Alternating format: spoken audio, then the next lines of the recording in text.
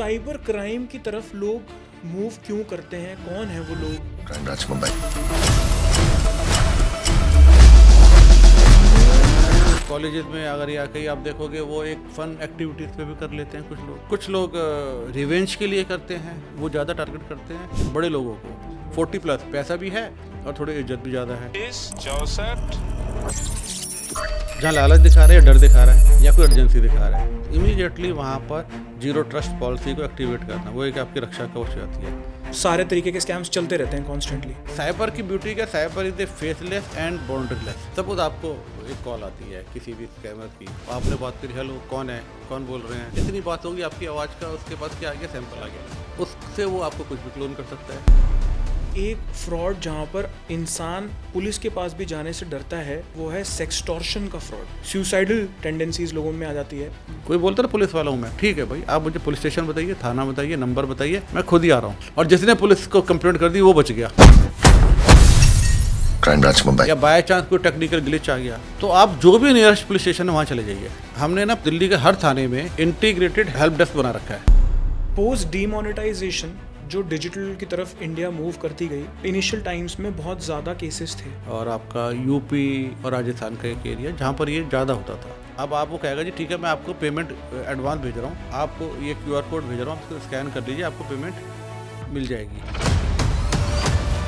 वही एक फ्रॉड है। बॉस स्कैम के बारे में बताएं। मेरे साथ हुआ है एक्चुअली। और साइबर क्राइम से जो बचने का सबसे अच्छा तरीका एक ही होता है, जो मालूम,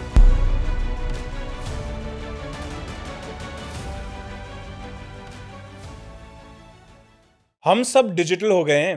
payments digital, relationships digital, memories digital, और इसमें कुछ बुरा नहीं है। बट एक चीज जो हम नहीं सीखते वो है डिजिटल होने के साथ डिजिटल क्राइम्स भी बढ़ गए हैं। और जो लोग उन्हें कमिट करते हैं वो तुमसे ज्यादा प्रिपेयर्ड हैं तुम्हारा डेटा लेने के लिए then you to protect it. Cyber crime आज इंडिया का फास्टेस्ट ग्रोइंग क्राइम है, और फिर भी हम सोचते हैं यार मुझे क्या होगा। एग्जैक्टली यही सोचकर लोग फंसे हैं। आज मेरे साथ हैं ACP मनोज, एक साइबर क्राइम स्पेशलिस्ट जिनका पूरा करियर इसी में गया है। क्रिमिनल्स को ट्रैक करना, केसेस क्रैक करना और उन लोगों की हेल्प करना जो ऑलरेडी इस दलदल में फंस चुके हैं। आज का एपिसोड एक वेकअप कॉल है, तो ध्यान से सुनिएगा। चलिए स्टार्ट करते हैं। स्कैम्स की कोई एज होती है कि इतने टाइम में ये स्कैम अपने फटीक पे चला गया, लोगों को पता चल गया, अब ये स्कैम नहीं चलता? नहीं ऐसा सारे तरीके के स्कैम्स चलते रहते हैं कॉन्स्टेंटली। अच्छा, इसमें जो स्कैम्स आप जो देखते हैं इसमें रोबोटिक मूवमेंट है कि सब कुछ, जैसे अगर पैसा चोरी हो तो वो मैनुअल कोई इंसान ही कर रहा है VPN के थ्रू? देखिए, नहीं, VPN एक अलग चीज़ है। VPN तो आपको हाइड करने के लिए एक चीज़ है कि एक अपनी आइडेंटिटी छुपाने के लिए VPN यूज़ किया जाता है। टेक्निकली हम लोग क्या करते हैं कि जो क्रिमिनल्स हैं ना, असल में क्या बोलते हैं कि साइबर क्राइम है, नहीं बोलते हैं ना। मेरा ये मानना है ये बहुत ज़्यादा साइबर क्राइम नहीं है, क्योंकि साइबर क्राइम से क्या होता है, लोग डर जाते हैं। लोग ये सोचते हैं कि यार साइबर क्राइम है तो इसके लिए क्या पढ़ना पड़ेगा, कंप्यूटर साइंस पढ़नी पड़ेगी या कुछ एक्स्ट्रा नॉलेज लेनी पड़ेगी। ये साइबर क्राइम अगर बहुत ज़्यादा करें, जो हम आपको बता रहे हैं, हम जो जिस बारे में बात करें, जो कॉमन मैन इफेक्टेड है, उसमें बहुत ज़्यादा साइबर का नाम साइबर का है, लेकिन वो सोशल इंजीनियरिंग है। मतलब सोशल इंजीनियरिंग क्या है कि मैं आपको से ही आपकी इन्फॉर्मेशन निकालूंगा। अगर मैं एक साइबर क्रिमिनल हूँ तो आपसे आपकी इन्फॉर्मेशन निकालूंगा और आपको चीट कर जाऊंगा। कहाँ साइबर की जरूरत है इसके अंदर? साइबर की जरूरत थोड़ी ना है। मैंने आपको फ़ोन किया, यार मैं आपको दोस्त बोल रहा हूँ, OTP देना, आपने OTP दे दिया। साइबर क्राइम कहाँ हुआ? इसे सोशल इंजीनियरिंग बोलते हैं कि क्रिमिनल आपके माइंड से प्ले करता है। और अगर क्रिमिनल, जैसे आज की डेट में सब लोगों को इतना तो पता हो गया कि OTP नहीं देना है। बहुत सारे लोग गलती जरूर करते हैं, बट OTP ना देने के अलावा बिना OTP के पैसे कैसे वॉश आउट होते हैं आज की डेट में जो लेटेस्ट स्कैम्स चल रहे हैं? देखिए, मेरे हिसाब से या जितना मैंने आपको बताया कि कभी OTP देने के ना कई तरीके होते हैं। लेने के, टेक्निकली मैं कहूँ लेने के, लेने का क्या हुआ, सपोज मैंने आपको फ़ोन किया, मैंने कहा OTP दे दीजिए, मैं आपको दोस्त बोल रहा हूँ, आपने कहा ठीक है मैं दे देता हूँ, आपने दे दिया। एक तो ये हुआ। दूसरा मैं करता हूँ आपको कि मैं आपका एक कोई नोन बन के या कोई एक कॉमन कि मैं आपसे ये बात कर रहा हूँ, तो आपसे ये बोलूँगा कि आप, क्योंकि OTP जो होता है 2 तरीके का आता है। एक तो SMS के थ्रू आता है, एक वॉइस कॉल के थ्रू भी आता है। अच्छा। सपोज मैं और आप बात कर रहे हैं, हम बात कर रहे हैं, आप मुझे ठीक है जानते हैं, कोई आप कुछ दे नहीं रहे हैं, मैं कहूँगा यार एक फलाने आदमी को, आपके दोस्त को जोड़ लेते हैं, वो उस बारे में और कर लेगा, या मेरे पास एक एक्सपर्ट है इस लाइन का, वो जोड़ लेते हैं। आपने कॉल आई, कॉल मर्ज कर ली। जैसे ही कॉल मर्ज हुई, उसी वक़्त मैं क्या करूँगा, मुझे पता है आपका नंबर ये है, मैं नंबर डाल के जो भी ओटीपी इनिशिएट कर दूँगा। तो वो ओटीपी आएगा तो उसमें जब पूछेगा कि एसएमएस के चाहिए, वॉइस के थ्रू चाहिए, जहाँ-जहाँ ये फैसिलिटी है, तो वो वॉइस आप कहेंगे जी मुझे तो वॉइस के थ्रू आ जाए, तो वो तभी बीच में कॉल बजेगी। आपने जैसे किया तो your OTP is 1234 like this. आपने, क्योंकि आप भी सुन रहे हैं, मैं भी सुन रहा हूँ, मैंने कर लिया, आपका फ़ोन हैक। तो आपको कहीं ऐसा नहीं लगेगा कि अच्छा, तीसरा एक और भी तरीका होता है, जनरली लोगों को नहीं पता होता। हमारी एक हैबिट है, हम लोग क्या करते हैं कि बहुत सारे ऐप्स को डाउनलोड करते हैं। कितने लोग ये जानते हैं कि उस ऐप्स का बिहेवियर क्या है, या ऐप्स क्या-क्या परमिशन माँग रहा है? फ्री में तो आज के टाइम में कोई कहता है बुखार भी नहीं देता। तो आपको कोई ऐप फ्री में क्यों दे रहा है? आपको कोई भी सर्विस है, वो आपको फ्री में क्यों मिल रही है?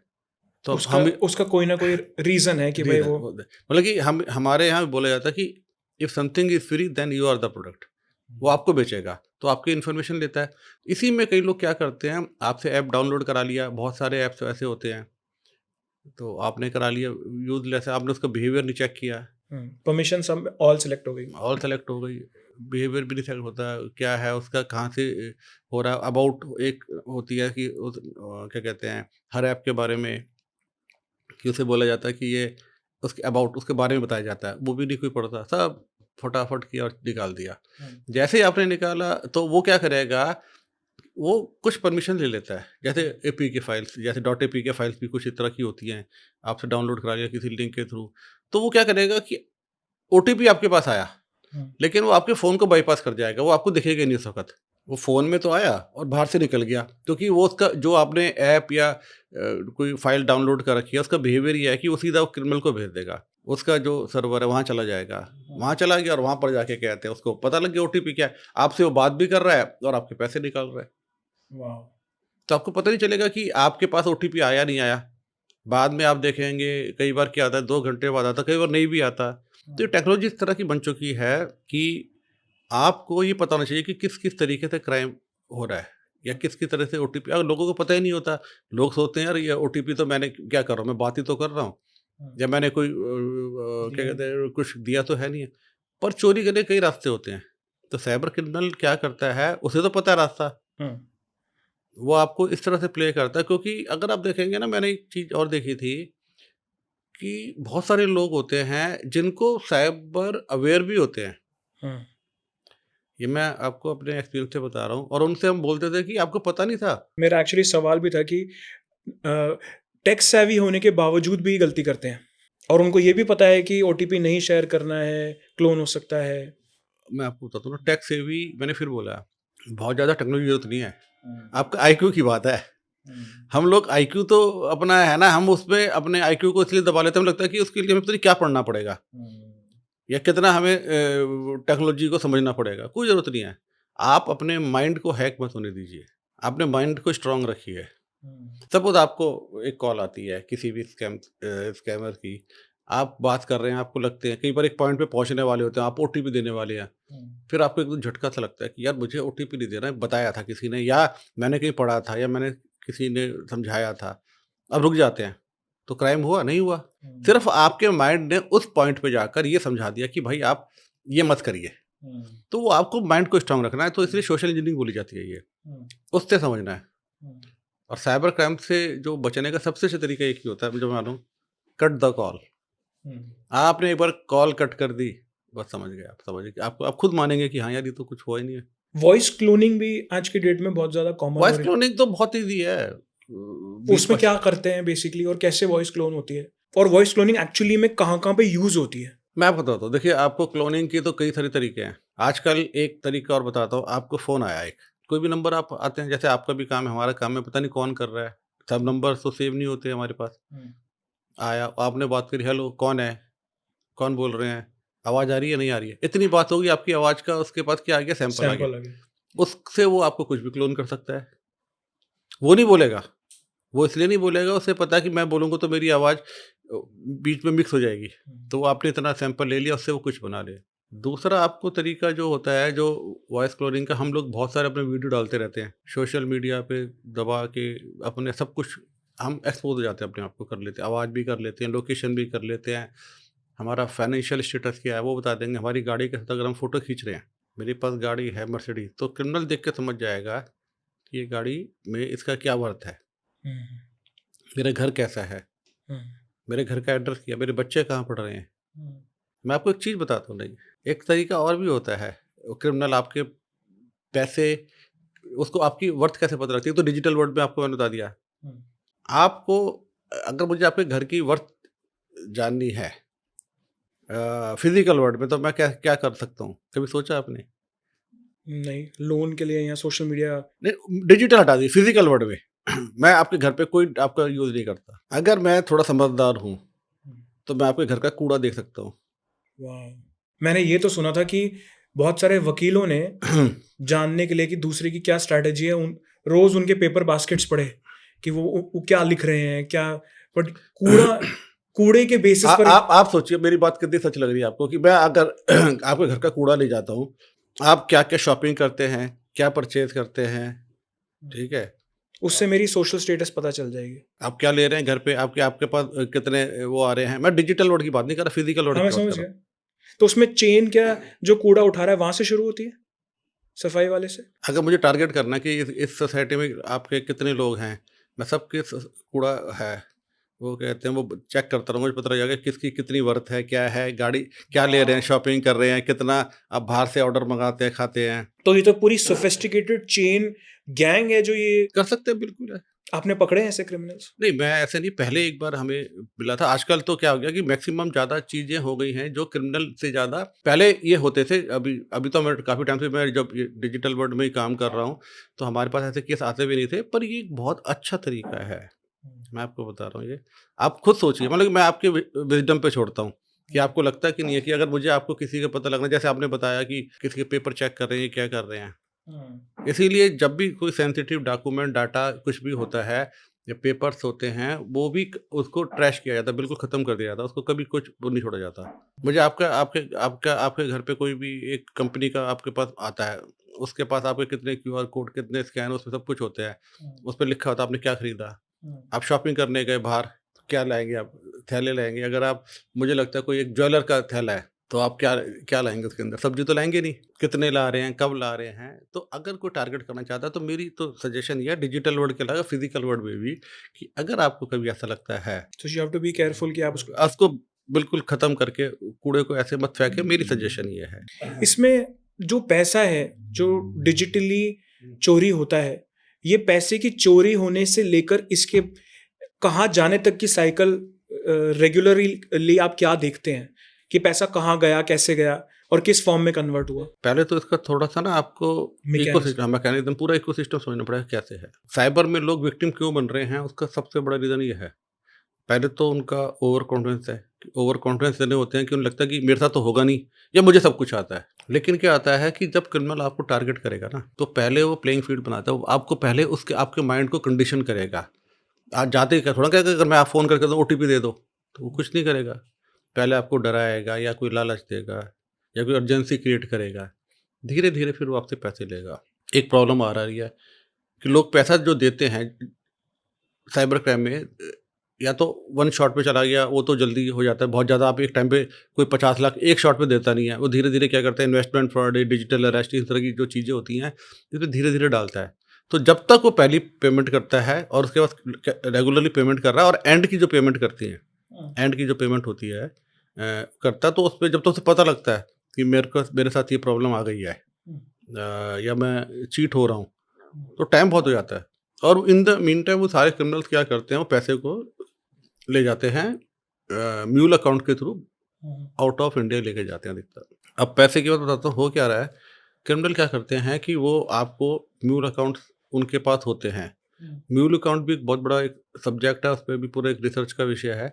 म्यूल अकाउंट लेंगे, म्यूल अकाउंट से वो पैसा 3 तरह से निकालते हैं जनरली। या तो उसकी क्रिप्टो ले लेते हैं, या वो क्या करते हैं कि उसका क्रिप्टो लेने के बाद पैसा लॉक। नहीं, पैसा लेके क्रिप्टो ले लिए, क्रिप्टो लेने के बाद क्रिप्टो वो ट्रांसफ़र कर लेते हैं। अब वो जिसके पास जिसने क्रिप्टो बेचे, क्योंकि आप देखेंगे बहुत सारे ऐसे ऐप्स हैं या आप उस पे क्रिप्टो लेते हैं। कुछ जैसे क्रिप्टो करेंसी जो एक्सचेंज हैं, वहाँ पर तो आपके पास आपका केवाईसी सब कुछ है, वो उनको अवॉइड करते हैं। वो क्या करते हैं कि बहुत सारे ऐप्स हैं जहाँ पर आप पीयर टू पीयर आप वो बेच सकते हैं आप। अच्छा। तो उसमें कोई बहुत ज़्यादा डाटा नहीं होता, वो रखा जाता है, उनका कोई केवाईसी नहीं होता।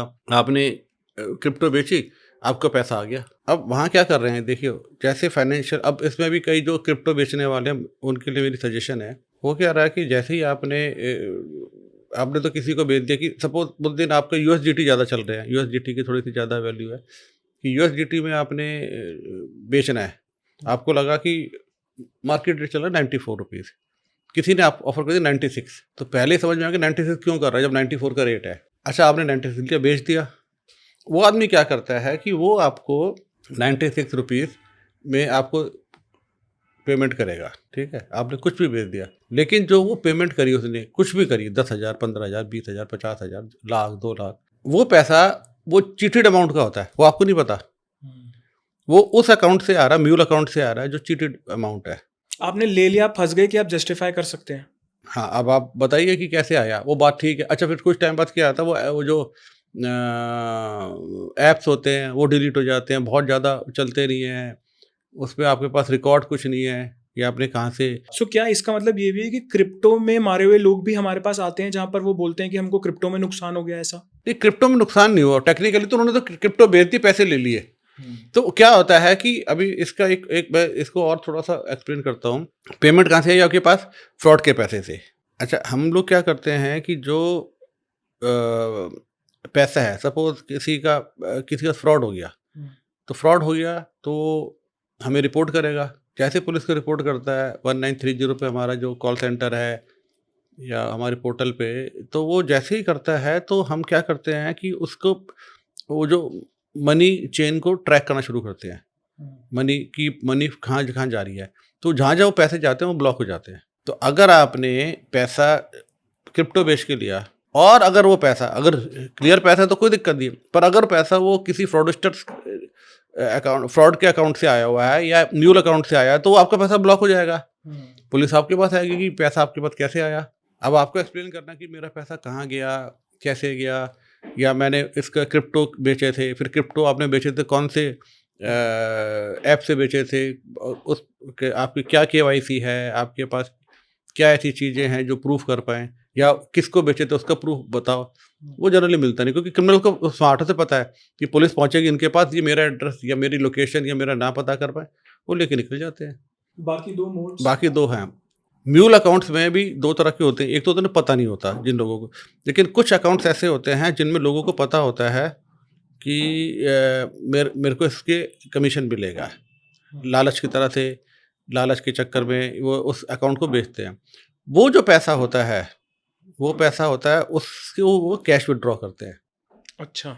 एटीएम से करते हैं, कुछ लोग चेक से करते हैं, चेक से भी करते हैं, सेल्फ का चेक दिया, निकाल लिया हाँ पैसा। निकाल लिया। और वो पैसा क्या करते हैं, उसके पीछे जो वहाँ पर कुछ जो लोकल यहाँ के उनके लोग होते हैं वो इन्वॉल्व होते हैं, जो लोकल एजेंट समझ सकते हैं, जो साइबर क्रिमिनल के जो बाहर बैठे हैं वो लोग होते हैं, वो इमीडिएटली पैसा लेते हैं और उसको क्या कहते हैं, किसी भी हवाला या कैसे भी करके उस पैसे को बाहर भेज देते हैं।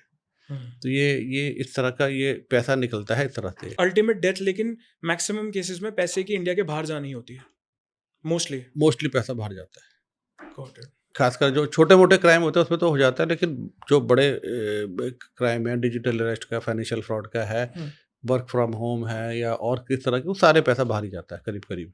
आजकल गवर्नमेंट के बहुत मैसेजेस आते हैं साइबर के, इसमें कौन से मैसेजेस जेन्युइन है, कौन से नहीं? कुछ मार्किंग होती है, कहा जाता है कि आज की डेट में आजकल वो सर्विस मैसेज के लिए एस आता है, इस अवेयरनेस के लिए अलग आते हैं। तो बैंक जो है था ना, उसके बैंक की तरह से ऐसे ही अभी क्या है कि मेरे ये सजेशन है, क्योंकि मैं अब लेमैन भाषा में बात करूंगा, आपने उसे पढ़ा, प्लीज़ कोई उसमें लिंक या इस तरह की कोई चीज़ आए तो उसको मत करें, क्लिक ना करें।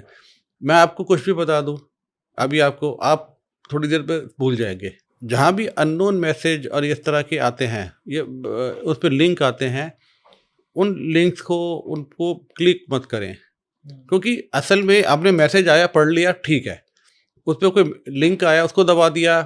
अगर आपको नॉलेज नहीं है और ये मानना है, क्योंकि क्रिमिनल क्या करते हैं, अपने आप को बार बार अपनी एक जो मॉडस ऑपरेंडी को चेंज करते हैं। कई बार आपको लिंक लगेगा जेन्युइन है, मत करें उसको।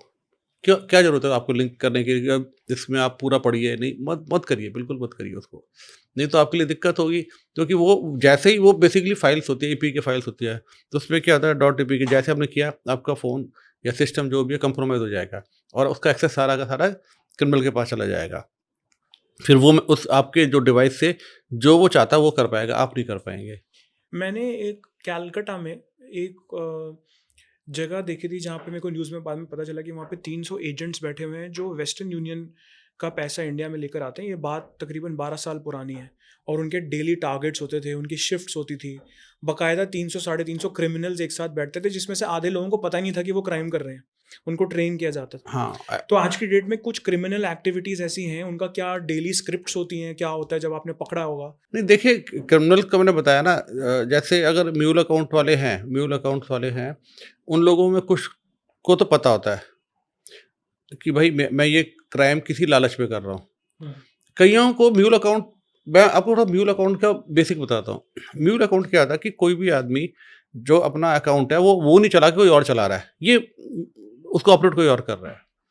अब म्यूल अकाउंट में होता क्या है, मैं साइबर क्रिमिनल हूँ, आपके पास चला गया कि यार मुझे आपका अकाउंट चाहिए। हम्म, अब अकाउंट चाहिए तो अब आप, मैं क्या क्या चीज़ें मांग सकता हूँ आपसे, मतलब कि अकाउंट के लिए क्या बोलूँगा? हम्म, पहली मांगूंगा आपसे कि यार मेरा कोई पैसे आने हैं, मेरा जो क्या कहते हैं अकाउंट की लिमिट पूरी हो गई है, उसमें पैसे आएंगे, वो पैसे आप मुझे दोगे और मतलब कि दे दोगे, मैं आपको कुछ कमीशन दे दूंगा, पार्टी दे दूंगा। ये लोगों को पता नहीं होता, वो यारी दोस्ती में होते हैं।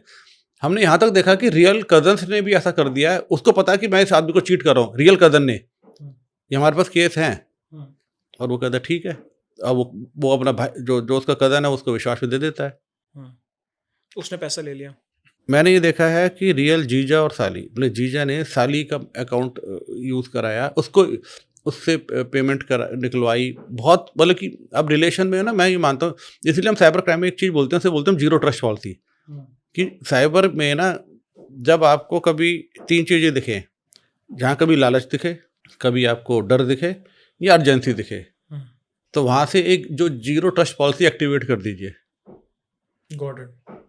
कि भाई अगर कोई मुझे लालच दे रहा है कि मैं आपको 4 दिन में पेमेंट दोगुनी कर दूंगा, या मैं आप मुझे अकाउंट यूज़ करने दो, मैं आपको इतने पैसे दे दूंगा, अनयूजुअल है। जहाँ लालच दिखा रहा है या डर दिखा रहा है या कोई अर्जेंसी दिखा रहा है, तो इमीडिएटली वहाँ पर जीरो ट्रस्ट पॉलिसी को एक्टिवेट करना, वो एक आपकी रक्षा कवच जाती है कि भाई अब नहीं मानूंगा, अब मैं उस चीज़ को वेरीफाई करूंगा अच्छे तरीके से, फिर रिस्पॉन्ड करूंगा।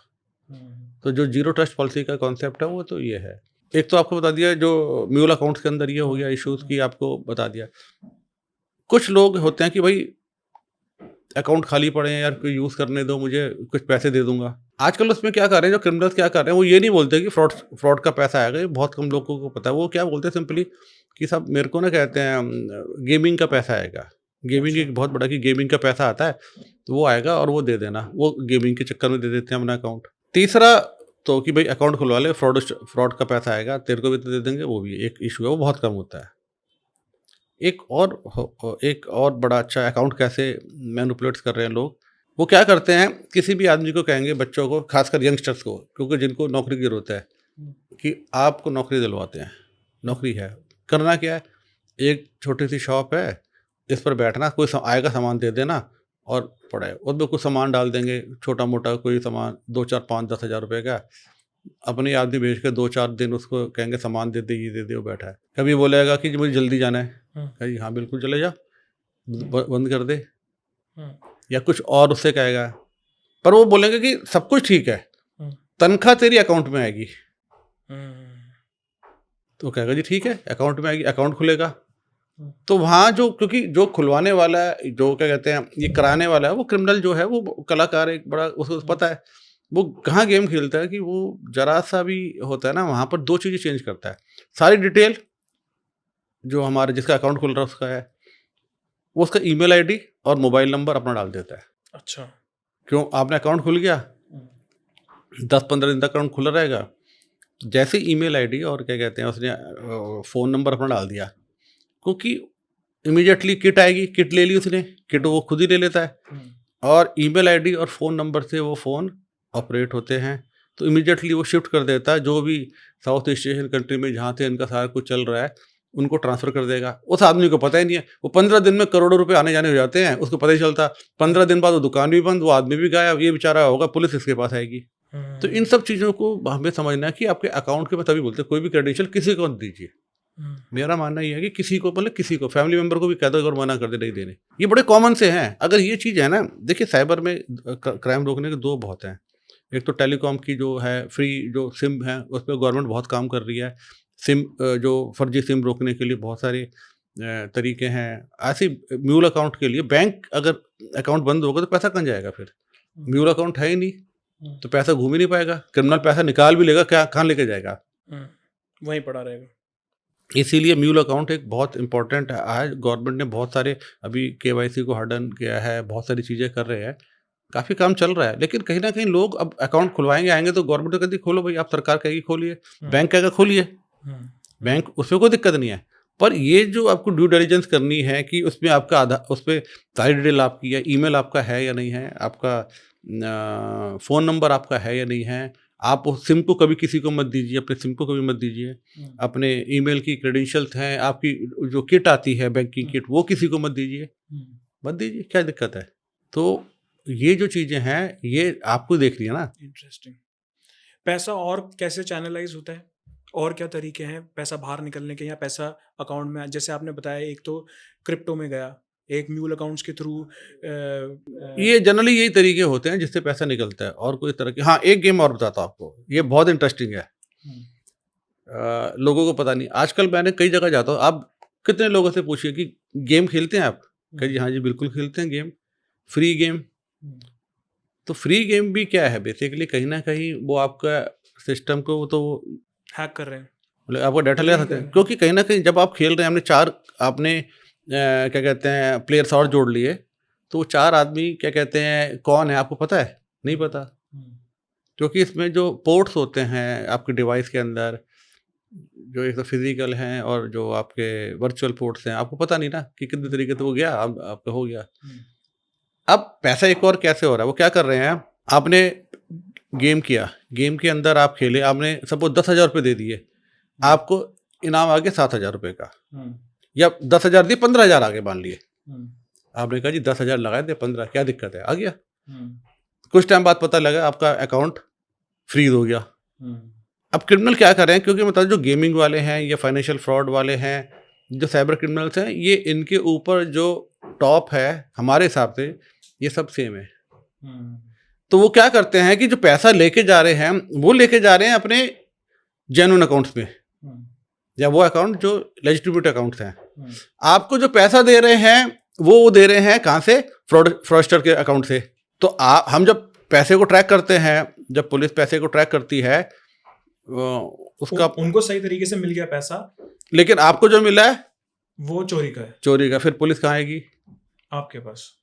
और ये ज्यादातर जो इसके अंदर फंसते हैं वो बच्चे होते हैं जिनके माँ बाप नहीं, ऐसा नहीं है, सभी हैं। अच्छा, गेमिंग का एडिक्शन बहुत है। तो गेमिंग ऐसी एक ऐसा सिस्टम बन चुका है, इसको आपको मतलब कि मेरी तो जितना मैंने अपना एक्सपीरियंस किया है, ये आज ही तो कल पुलिस आपके पास आएगी अगर ऐसा पैसा आ रहा है तो फ्रॉडस्टर था।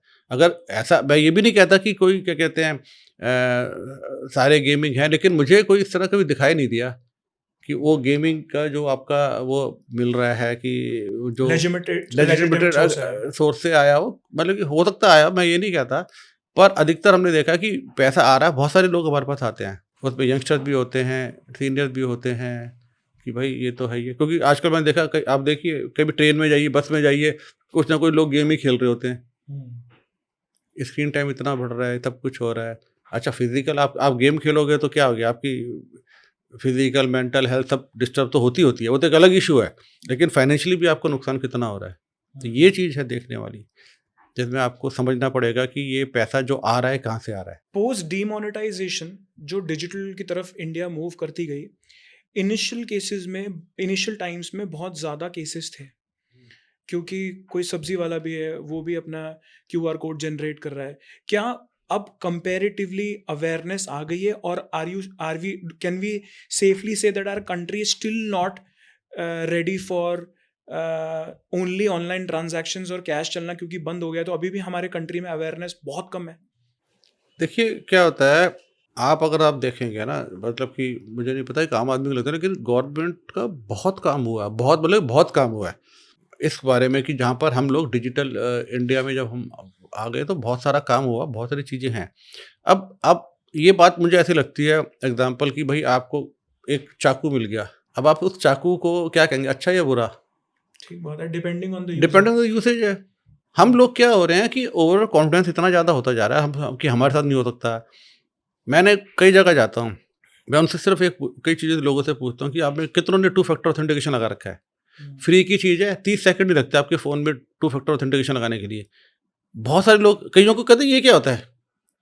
और मैं आपको ये नहीं बता रहा कि कोई बच्चों की बात कर रहा हूँ, मैं बच्चों में, स्कूल में या टीचर्स या आपके कहते हैं प्रोफेशनल्स, 30 सेकंड में आप क्या 2 फैक्टर ऑथेंटिकेशन लगा सकते हो? बोले लगा के रखें, आप सेफ हो गए, बहुत ज़्यादा सेफ हो गए।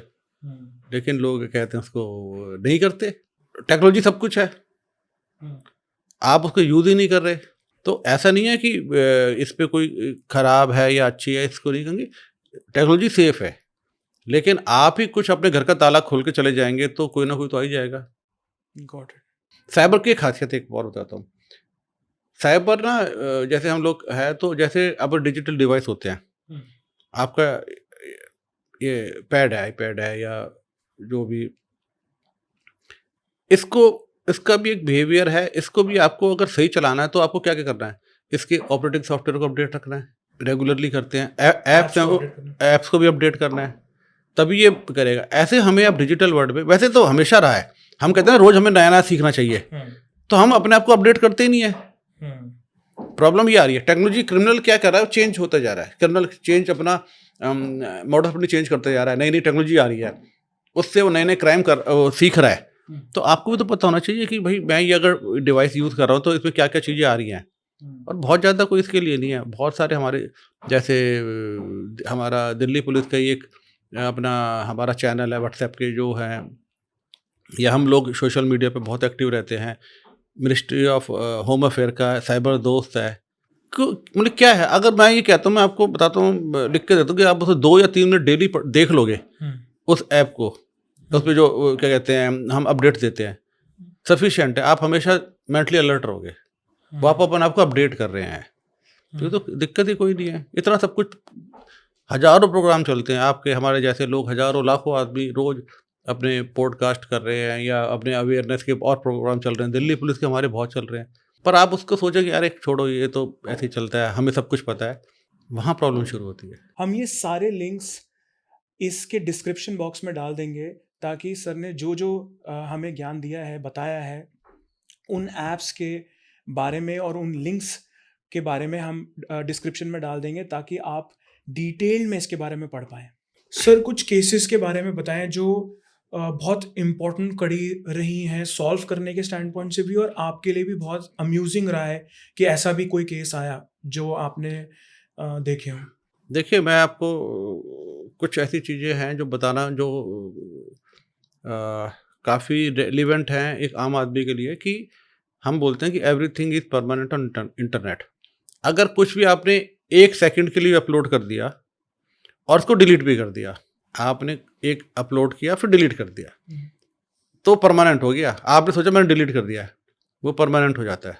इसका अब क्या एल्गोरिथम है उस पर हम ज़्यादा नहीं जाएंगे, लेकिन मेरी सजेशन ये है कि जब भी आप कोई भी चीज़ अपलोड करें, तो हम इसे ये मान के चलते हैं कि ये अपलोड, उसको 2 बार सोचें। उसका एक इम्प्रिंट बन गया डिजिटल। हाँ, वो रहेगा, परमानेंट हो गया, कहीं कभी भी आए। तो अभी एक हमारे पास एक केस था कि किसी ने अपनी कुछ प्राइवेट फ़ोटो अपने दोस्त के साथ शेयर करी, और वो 10 साल बाद जाकर वो इंटरनेट पे सरफेस हुई दोबारा, 10 साल। तो आप अभी देखिए कि एक, तो हम लोग अपनी कभी भी प्राइवेट पिक्चर शेयर कर देते हैं किसी भी इसलिए कि, और सोचते हैं कि हमने एक ही को शेयर किया है, लेकिन वो पिक्चर भी 10 साल बाद वो हो जाती हैं, क्या कहते हैं, इंटरनेट पे वायरल हो जाती हैं। तो आप कुछ भी आज के टाइम में बेच रहे हैं, हम ये मानते हैं कि जो आप अपलोड कर रहे हैं कुछ भी, इट्स लाइक 440 वोल्ट करंट, एक वायर है, आपको टच कर दिया तो करंट लगेगा। इसलिए कभी भी अपलोड करें तो आप बड़ा सोच समझ के करें। कहते हैं व्हाट्सएप जैसे प्लेटफॉर्म्स पे बहुत हाई सिक्योरिटी होती है, वो सिर्फ 2 लोगों के बीच में शेयर हो रहा है, उसमें भी किसी तरीके का फ्लॉ है? देखिए एन्क्रिप्शन उनका जो कहते हैं एंड टू एंड एन्क्रिप्शन है, वो अब मैं आपको बताता हूँ कि अगर मैंने आपको या आपने मुझे भेजा तो बीच में कोई इंटरसेप्ट नहीं कर सकता, लेकिन मैं आपके सिस्टम को हैक कर लूँ तो हुँ, उड़ गया फिर वो। मैं आपके सारे सिस्टम को हैक कर सकता हूँ। हुँ। और कितना ईजी है आज के टाइम में, आप भी जानते हैं तो कुछ एन्क्रिप्शन कहने का मतलब ये है कि एक मार्केटिंग स्टंट है सिक्योरिटी के स्टैंड पॉइंट से, अपने प्लेटफ़ॉर्म को सिक्योर दिखाने के स्टैंड नहीं, पॉइंट देखिए से। वो जो आज के टाइम में जो भी डाटा हो रहा है इनक्रिप्शन में जाता है, बीच में इंटरसेप्ट हो गया उनके सर्वर के थ्रू, वो कहते हैं हमें भी नहीं पता, ठीक है, उनके सर्वर के थ्रू जा रहा है तो उसके अंदर तो कहते हैं आप ये कह सकते हैं कि है, लेकिन आपने जो भेजा है उस ऐप पे जाने से पहले वो आपके फ़ोन में भी है, उसके फ़ोन में है ना, माइक भी है, पिक्चर भी है, सब कुछ आपके है। मैं आपके सिस्टम को हैक कर लेता हूँ। वहीं पे किल हो गया मकसद। बहुत सारी चीज़ें होती हैं कि हो जाते हैं, सिस्टम बहुत सारे हैक होते हैं, क्यों नहीं होते हैं? तो आपका वो तो इन बिटवीन है, दो डिवाइस के बीच का जो डाटा है वो इंक्रिप्शन जा रहा है। आपके कितना इंक्रिप्शन है? आप मैं बता रहा हूँ, लोग टू फैक्टर ऑथेंटिकेशन लगा के रखते हैं कि कोई आपके सिस्टम को हैक ना कर पाए। व्हाट्सएप आए दिन हैक होते रहते हैं, हुँ। लोग कर लेते हैं, अपने पासवर्ड ही उन्हें पता नहीं है, ठीक है? तो वो आप तो कहीं न कहीं तो कमी आपके पार्ट पे रह गई ना। अब वो कितना इंक्रिप्शन कितना सिक्योर है, इंक्रिप्शन नहीं होता। अगर आप देखेंगे तो अभी एक सेम चीज़ आप देखेंगे कि एक वो पेगासस का चला था, वर्ल्ड वाइड बड़ा वो चला था। हुँ, उसमें सब कुछ क्या कहते हैं हुआ था। हुँ। तो ये चीज़ें हैं, टेक्नोलॉजी है, इसको आपको डेली अपने आप को अपडेट रखना है, अपने आप को डिवाइस को कैसे बचा के रखना है, ये सब चीज़ें हैं। अब गाड़ी चलाते हैं, गाड़ी में पता नहीं कितने लोग आते हैं, आप ट्रैवल कर रहे हैं या खुद ड्राइव कर रहे हैं गाड़ी को, तो कितने लोग आते हैं, आपको कभी कोई कहीं से जंप मार जाता है, कोई कहीं से आ जाता है, रेड लाइट कोई जंप कर रहा है, तो आपको अपने आप को बचा के चलना है। क्या इसका मतलब ये भी है कि कोई हेवी टेक्नोलॉजी है, जो फॉर एग्ज़ाम्पल कोई लेटेस्ट फ़ोन है या लेटेस्ट एंड्रॉयड फ़ोन है या आईओएस फ़ोन है या टैब है, वो भी ट्रैक हो रहा है in terms of behaviour by a criminal कि मेरे को इसी को हैक करना है ताकि मेरे को पैसा ज़्यादा मिलेगा यहाँ से? देखिए every device is hackable, hmm, every device. और हम क्या करते हैं, 2 तरह से कोई आके हमारे पास करे और हम कितने सारे जो फिर मैं बोलता हूँ ना, बहुत सारे फालतू के ऐप्स हम लोग क्या कहते हैं, अपने यहाँ डाउनलोड कर लेते हैं। हुँ। क्या ज़रूरत है? कितने लोग जानते हैं कि मेरे पास कितने सारे ऐप्स हैं मेरे फ़ोन के अंदर और कित उनका बिहेवियर क्या है? मैं समझूँगा कि मुझे टेक्नोलॉजी इंडस्ट्री में इतना टाइम हो गया, तब भी मैंने ये नहीं चेक किया कि मेरे स्लीपिंग ऐप्स कौन से हैं या मैंने अननेसेसरी जो डाउनलोड किए हैं वो कौन से हैं। और वो डाटा कहाँ ले जा रहे हैं? As a matter of fact मैं ज़्यादा बड़ा रैम वाला फ़ोन इसलिए लेता हूँ कि मेरा पिछला डेटा लूज़ ना हो जिसमें ऐप्स भी हैं। अगर मेरा आपका एक फ़ोन ख़राब हो गया या उसमें कोई डिवाइस में कोई सपोज़ किसी ने हैक कर लिया या कोई उसमें वल्नरेबिलिटीज़ है, हम नया फ़ोन लेते हैं, हमने उसको इमीडिएटली उसको कॉपी कर लेते हैं, सारा का सारा, तो नया वाला भी तो इन्फेक्ट हो गया। तो आपको ये भी है कि आपको क्या डाटा अपने नए फ़ोन में डालना है, ये भी तो आपको देखना है। इंटरेस्टिंग। तो आप ये चीज़ें बहुत होती है, लोग सोचते हैं कि मेरा ये इसमें कुछ इश्यू आ रहा है, कई बार लोग कहते हैं कि चलो नया फ़ोन ले लेते हैं, नया सिम कार्ड लेते हैं। मेरे पास तो एक केस आया था, जहाँ पर उसको लगा कि मेरा शायद कुछ अकाउंट में कुछ गड़बड़ हो रही है, उसने अपने फ़ोन को स्विच ऑफ कर लिया, उन सज्जन ने। लेकिन उनको ये थोड़ी ना पता कि वो जो आपके फ़ोन की एक्सेस तो दूसरा जो क्रिमिनल ले जा चुका है, वो पैसे लेता रहा, निकालता रहा, आराम से निकाल लिया उसने उसने जब। क्लोन बना लिया बेसिकली। हाँ, बन जाता है और आपके फ़ोन बंद करने से कोई फ़र्क थोड़ी ना पड़ रहा है। सर्वर ही हैक हो गया। आपका फ़ोन हैक हो गया है, वो फ़ोन तो पीछे से आपका जो ऐप है जिसपे बैंक का ऐप है, वही उसने एक्सेस ले रखी है। अब कर लो बंद। वो जब उन्होंने 2 घंटे 3 घंटे बाद खोला, देखा सारे पैसे निकल चुके थे। क्या this is also called digital arrest? ये भी एक नहीं, डिजिटल अरेस्ट का नहीं, डिजिटल अरेस्ट अलग चीज़ होती है। उसका मैकेनिज़्म क्या है? देखिए, पहली बात तो ये है कि डिजिटल अरेस्ट नाम की कोई चीज़ ही नहीं है। हमें तो बड़ा अजीब-सा लगता है कि एज़ ए पुलिस अफ़सर पता नहीं लोग हमसे इतने डरते हैं, हमें तो आज पता लगा जब ये डिजिटल अरेस्ट का क्या कहते हैं जो कॉन्सेप्ट आया, अदरवाइज़ हमें पता ही नहीं था। अब हो क्या रहा है, डिजिटल अरेस्ट नाम की कोई चीज़ ही नहीं है। मैं आपके पास आ जाता हूँ, मैं आपसे बोलता हूँ कि मैं फ़ोन पे आके पुलिस अफ़सर बन के, कस्टम बन के, कोई अथॉरिटी बन के, जज बन के, वकील बन के कि जी मैं आपको अरेस्ट कर रहा हूँ। कोई है ही नहीं, कोई लॉजिक ही नहीं है उसका, कोई एक चीज़ ऐसी होती नहीं, लेकिन लोग आज भी हो रहे हैं। दूसरा वो क्या करते हैं जो डिजिटल अरेस्ट के लिए अभी थोड़ा-सा चेंज किया इन्होंने डिजिटल अरेस्ट में। तो आपको सारा पता ही है कि डिजिटल अरेस्ट में ये लोग क्या करते हैं कि डरा के आपको अरेस्ट कर लेते हैं। अभी थोड़ा-सा एक इन्होंने चेंज किया कि डिजिटल अरेस्ट के बारे में काफ़ी जो पुलिस अवेयरनेस हो ने गई। है हुआ है।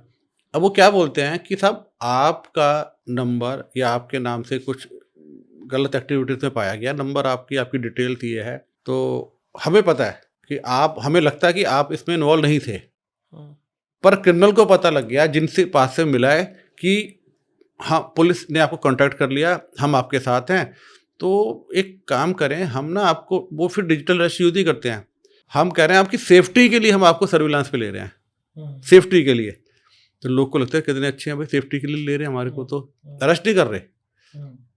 गेम वही है, साइकोलॉजिकल है ना, मैंने क्या सोशल इंजीनियरिंग कर रहे हैं, तो लोगों को लगता है सेफ्टी के लिए, वो कह रहा है हाँ जी ठीक है रख लो, कि कोई आप पे अटैक ना कर दे। क्रिमिनल्स को पता लग गया कि आप हमें सब बता देंगे या पुलिस आपके साथ है, तो आपको क्या करना है, बस ये रखिए, धीरे धीरे उनको कॉन्फिडेंस जीतते हैं और उसके बाद उनसे वही पैसा ट्रांसफ़र कराते हैं कि सर आपके सब कुछ ठीक है, पर अभी प्रॉब्लम ये आ रही है कि आपका पैसा ये फ्रीज हो जाएगा 2 साल के लिए, 3 साल के लिए या 6 महीने के लिए। आप एक काम करें, इसको प्लीज़ पैसे को जो गवर्नमेंट का वो है अकाउंट है उसमें डाल दीजिए, आपको फिर हम ये जब केस हो जाएगा 2-4 दिन में आपको वापस कर देंगे। आप भी सोचते हैं 2-4 दिन के लिए कर देता। अच्छा, मज़े की बात ये आप भी देखेंगे कि बातें कोई कॉमन आदमी देख रहा होगा, सोच रहा होगा, तो कहेगा यार ये ऐसे कैसे होता है, कैसे हो जाएगा ऐसे, कौन कर सकता है? ऐसा होता है। और जो लोग ये भी सोच रहे होते हैं कि ऐसा कैसे हो सकता है, वो भी कर देते हैं। हमारे पास ऐसे भी हैं, किसी से केस पे बात हुई, मैंने कहा आपको पता नहीं था? कह रहा सर हमें लग रहा था कि कुछ गड़बड़ है, दिल से आवाज़ आ रही थी कुछ गड़बड़ है, पर दिमाग कह रहा नहीं भाई कर दो। जो दिल और दिमाग की लड़ाई शुरू हो जाती है ना, वहाँ पे भी डिस्कनेक्ट कर दें। बिल्कुल है। मैंने कहा जीरो ट्रस्ट पॉलिसी। अगर जीरो आपको कहीं भी ट्रस्ट डेफिसिट हो रहा है या कुछ भी लग रहा है आपको कुछ है, इमीडिएटली डिस्कनेक्ट कर दीजिए। ऐसी कौन सी वो हो रही है? कोई आदमी, पुलिस कभी भी आपको डिजिटली अरेस्ट करती नहीं है, कोई कोर्ट नहीं करती, कोई जज नहीं करते, तो आपको इमीडिएटली क्या करना है, उसको डिस्कनेक्ट कर दीजिए। और आज के टाइम में तो इतना अच्छा है, दिल्ली में खासकर, ऐसे कुछ भी हो ना, इतना काम कर सकते हैं कि आपने गलत कुछ नहीं किया या करा भी हो, मैं तब भी कहता हूँ, मान लीजिए आप बंद करिए और सीधा थाने चले जाइए। हर थाना, पूरे इंडिया की पुलिस, स्टेट पुलिस हो, सेंटर की पुलिस हो, आपकी हेल्प के लिए तैयार है। वो बता देगी सही है या गलत है। किसी के साथ साइबर क्राइम हुआ, रिकवरी के कितने चांसेस हैं और कितने टाइम में? देखिए, रिकवरी डिपेंड करती है कि आपने उसको रिपोर्ट कितनी जल्दी किया है। हमारे पास 100% भी रिकवरी हुई है। अच्छा, यस, ऐसे केस थे, लेकिन उन्होंने टाइमली रिपोर्ट कर दिया। टाइमली रिपोर्ट करने का मतलब क्या है? वो गोल्डन आवर्स, वो क्या वैसे window है? हम 1 घंटा बोलते हैं, 1 घंटे 2 घंटे के अंदर जितना जल्दी कर देंगे, क्योंकि पैसा क्रिमिनल क्या करता है, उस पैसे को निकाल कर कई बैंकिंग चैनल में घुमाते हुए फिर वो फाइनल करता है। अगर वो पैसा बैंकिंग चैनल से नहीं निकला तो 100% ब्लॉक हो जाएगा। अच्छा, लेकिन अभी 30% हमारे दिल्ली में अच्छा चल रहा है, 30% 35% स्टेट टू स्टेट डिफर करता है। पर उसमें दिक्कत यही है कि वो सबसे बड़ी बात है कि आपने रिपोर्ट कब किया है, इमीडिएटली रिपोर्ट करिए। इसमें क्या ये भी है, ऑल्दो सारी बैंक्स तो आरबीआई के गाइडलाइंस के हिसाब से चलती हैं, पर क्या ऐसा भी है कि अगर आपने कोई प्राइवेट बैंकिंग के थ्रू किया तो आप ज़्यादा इंश्योर्ड हैं, या आपने सरकारी बैंक के थ्रू किया तो सरकारी बैंक और मेजर्स लेगी? नहीं, ऐसा कुछ नहीं है। ऐसा अभी कोई, आप ये मानिए, कुछ ऐसा नहीं करता कि सारी आरबीआई से रेगुलेट होते हैं। आप जो भी अपना रखें अकाउंट, देखिए आप घर है कहीं भी ले लीजिए, ताला नहीं लगाएंगे तो चोरी होगी है। आप अकाउंट कोई भी रखिए, उसको प्रोटेक्ट करने के लिए और या ऐसी चीज़ों से बचने के लिए अपने, जैसे आपने ओटीपी मत दीजिए या कोई इस तरह की, आप खुद ही ट्रांसफ़र कर रहे हैं। बल्कि कई जगह बहुत अच्छा आया कि कई जगह लोग गए पैसे लेने, बड़ी अमाउंट करना था, तो बैंक के एम्प्लॉयज़ ने या बैंक के मैनेजर ने यहाँ तक भी देख लिया कि भाई ये आदमी थोड़ा डरा सा हुआ है और ये आदमी पैसे कर रहा है, उससे पूछा भाई क्यों है, तो उसको वहीं रुकवा भी दिया। कई बार पुलिस को बुला के बताया कि ये आदमी इतनी ज़्यादा पेमेंट कर रहा है, क्यों कर रहा है, इनको आप चेक करिए। वहाँ रोका गया पैसा, ऐसा नहीं है कि नहीं है। तो और वो दोनों ही बैंकों में होते हैं, प्राइवेट बैंक में भी एज वेल एज सरकारी में भी। बहुत अच्छा, ऐसा नहीं है कि बिल्कुल आंख बंद करके है। लेकिन अगर बैंक वाले इस तरह का थोड़ा सा करें, क्योंकि बड़ी पेमेंट हो रही है, लोग नॉर्मल भी करते हैं, ऐसा नहीं है, थोड़ा सा दिमाग लगा के। और थोड़ा कोई अद्भुत केसेस की विन्स के बारे में भी बताएं दिल्ली पुलिस के, जो बहुत अद्भुत थे, रिजॉल्व हुए, विन हुए, पैसा वापस आया, जो लोगों को नॉर्मल तरीके से जो चोरी होती है, जैसे जीपे के थ्रू या पेटीएम के थ्रू या व्हाट्सएप के थ्रू, वो नहीं हुई, बट किसी अलग तरीके से चोरी हुई और वो वापस पैसा रिकवर हुआ। पहले क्या था कि अगर पैसा जैसे इंडिया से बाहर जा रहा है तो वहाँ थोड़ी दिक्कत आ रही है। नहीं तो हमारे पास एक ऐसा केस था कि 1.25 करोड़ रुपए की उसकी चीटिंग थी और बैंक में जो फ्रॉडस्टर ने और इकट्ठे करते 4 करोड़ रुपए थे, 4 करोड़ रुपए हमने फ्रीज कर दिया और लोगों के थे वो उनको भी दिलवा दिए। वाह। तो ऐसा भी हुआ है, ऐसा नहीं है। बात यही करता है कि आप कब करते हैं। लेकिन अभी क्या हो गया है, क्रिमिनल्स क्या कर रहे हैं कि बहुत जल्दी जल्दी ये काम कर रहे हैं। देखिए क्या है कि जो क्या ये प्रोसेस ऑटोमेशन भी हो रखी है इसमें कि हाँ, बिल्कुल है। अभी हमारे भी हैं, जैसे कि अगर आपने जैसे कॉल किया 1930 पे, हमारा जो कॉल टेकर होता है वो सारी डिटेल आपकी नोट करता है, जिसमें आपका आपका अकाउंट नंबर फ्रॉडस्टर्स का, सॉरी फ्रॉडस्टर का नहीं, विक्टिम आपका विक्टिम का अकाउंट नंबर है, उसका अमाउंट क्या है, यूटीआर नंबर क्या है, यूनिक ट्रांजैक्शन रिकॉर्ड होता है, जितनी भी होती है वो है, और डेट एंड टाइम क्या है, तो वो हम अपने पोर्टल पर डालते हैं। वहाँ पर एक सेंट्रल है, I4C है, जो हमारी MHA की, वो लोग क्या करते हैं कि इमीडिएटली उनका एक पूरा सिस्टम है, API इंटीग्रेशन है, बहुत सारे बैंकों के साथ है, शायद आज 40 प्लस बैंक उनके साथ हैं, और भी आ रहे हैं, अब तो और शायद ज़्यादा हो गए, मेरे जो लास्ट नॉलेज थी। तो इमीडिएटली वो अपने आप ही पैसा रुकवाना जाता है, और जहाँ-जहाँ पैसा जाता है तो रुकते जाते हैं, और वो पैसा आपको वापस मिलता है। अब तो और सिस्टम अच्छा करते जा रहे हैं, और भी बहुत सारे हैं। ग्रीवांस रिड्रेसल में हो गया कि अगर आपका अकाउंट कभी फ्रीज हो जाता है, तो उसके लिए ग्रीवांस रिपोर्टिंग वो कहते हैं सिस्टम बना दिया गया है। आप बैंक में जाके अपने, अगर आपका अकाउंट फ्रीज हो गया, किसी ने, आपने कोई, किसी गलत आदमी ने आपको पेमेंट कर दिया, तो वो सब चीज़ें अब हम लोग उस पे काफ़ी ज़्यादा काम चल रहा है, और हम लोग इन सबको मतलब कि ऑटोमेशन पे लेके आ गए हैं। क्रिमिनल्स के लेवल पर कैसी ऑटोमेशन हो रही है जहां पर क्रिमिनल्स ने एक प्रोसेस को ही ऑटोमेट कर दिया चोरी के? देखिए क्रिमिनल क्या करता है, पहले क्या होता था कि वो एक-एक को कॉल करता था, ठीक है? एक-एक को कॉल कर रहा था, कभी कॉल लगी, कभी नहीं लगी, कभी वो नंबर एक्टिव था या नहीं था। अभी क्या कर दिया, देखिए आपको बताता हूँ क्या हो रहा है कि जैसे जो कॉल्स आ रही हैं आपके पास, आपको लगता है कि इंडिया का नंबर है, इंडिया के नंबर से कॉल आ रही है, रेगुलर कॉल आती है, नॉर्मल कॉल आ रही है, तो आप कहते हैं भाई, मानते हैं कि भाई इंडिया से कॉल आ रही है, इंडिया का नंबर आ रहा है, +91 का, लेकिन वो कॉल जनरली हो रही है आउट ऑफ इंडिया से जनरेट। क्रिमिनल्स ने क्या करा है, जो क्योंकि वो सारे के सारे संगठित माफिया के उस पे कह सकते हैं, तो वो क्या करें, यहाँ पर एक सिम बॉक्स करके एक टेक्नोलॉजी है, सिम बॉक्स। एक मशीन होती है, छोटी-सी होती है, उसमें 128, 256, 512 इतने सिम लग जाते हैं। सिम वो आपको पता है कि किस-किस तरीके से वो मैनेज कर लेते हैं, फ्रॉडस्टर अपने फ्रॉडुलेंट डिटेल्स पे ले लेते हैं, उसके एक अलग है, तो उस पे सिम लगा देते हैं, और उसको एक कनेक्ट कर लेते हैं अपने इंटरनेट से अपने सिस्टम पे, जहाँ भी बैठे हों, कंबोडिया बैठे हैं या यहाँ पे, तो वहाँ से वो कॉल जनरेट शुरू हो जाती हैं। तो वो कॉल जनरेट हो रही हैं, नंबर जो क्रिमिनल के पास, उनके पास वो पूरी एक क्या कहते हैं, जो लिस्ट होती है, डायलर लिस्ट चढ़ा देते हैं उस पे कि रेगुलर नंबर जा रहा है, जो कॉल डिस्कनेक्ट हो रही है तो उसको नहीं ले रहा वो, और जो कॉल लगती जा रही है, जैसे ही वो कॉल होगी, जो सिम फ्री है तो वो कॉल करता रहेगा, और जो कॉल लग गई वो उसकी कहते हैं कनेक्ट कर लेगा वो जो फ्रॉडस्टर्स बैठे हुए हैं, जो साउथ ईस्ट एशिया कंट्री में या कहीं भी बैठे हुए हैं, तो उनको अब वो टाइम बच गया कि वो ऑटोमेशन हो गया, काम चल रहा है, फटाफट फटाफट है। उसके बाद वो कॉल करेगा, चीट करेगा लोगों को, पैसे ट्रांसफ़र हो जाएँगे। उन्होंने भी क्या कर रखा है, पूरी की फाइल्स बना रखी है जहाँ पर ऑटोमेटिकली पैसे ट्रांसफ़र होते रहते हैं। तो पूरा सिस्टम बना रखा है उन्होंने कि इसी टाइम पे, एक टाइम में कितना पैसा है और कहाँ-कहाँ जाएगा, फटाफट फटाफट वो पैसा ट्रांसफ़र करते रहते हैं। तो वो भी सब उन्होंने आगे ऑटोमेशन कर रखा है अपने है। तो ये काफ़ी, क्योंकि उनके पास तो सारा का सारा पैसा चीटिंग का ही आ रहा है। वो थोड़ा बहुत लगाएँगे भी तभी तो वो आगे कर पाएँगे अब, और पैसा घूमता रहता है, घूमता रहता है। पर उसके लिए भी हमारे पास पुलिस पे बहुत सारे तोड़ हैं, हम क्या लोग कोई डिफाइंड वैल्यू भी है कि हमें पता है कि इतना वैल्यू पैसा चोरी में जा रहा है आज की डेट में? नहीं, वो कई सारी क्या कहते हैं, वो है अपनी रिपोर्ट्स आती रहती हैं, गवर्नमेंट की रिपोर्ट्स भी आती रहती हैं, वो है, काफ़ी पैसा है। करीब 2024 का मैंने पढ़ा था तो 31,000 करोड़ रुपया गया था, जो बाहर गया था। अभी और पैसा है, और बढ़ रहा है, मतलब कि है। लेकिन पीछे क्या हुआ, बड़ा अच्छा हुआ कि गवर्नमेंट ने फिर काफ़ी चीज़ें मतलब कि जो हमारी ये हैं बाहर जहाँ-जहाँ ये चल रहे थे, कंबोडिया का नाम था, म्यांमार, उन गवर्नमेंट से बात करके काफ़ी ज़्यादा टॉप लेवल पे उनसे किया गया। काफ़ी लोगों को उन्होंने बचाया है वहाँ से, और वो काफ़ी कॉल सेंटर में भी आप देखेंगे कि शायद कंबोडिया में 2 या 3 दिन पहले एक लॉ पास हुआ है अगेंस्ट ऑल दिस ये स्कैम सेंटर्स के खिलाफ पे, तो वहाँ पर भी कर रहे हैं, काफ़ी ज़्यादा काम चल रहा है, अब तो है। पहले एक ईमेल आती थी लॉटरी की, मैं समझता हूँ कि आधी दुनिया ने उस पर क्लिक किया होगा। छोटा बच्चा था मैं तब, मैंने भी क्लिक किया था। कहानी वहां तक पहुंची नहीं, मैं समझ आ गया कि मेरी किस्मत तो ऐसी है नहीं।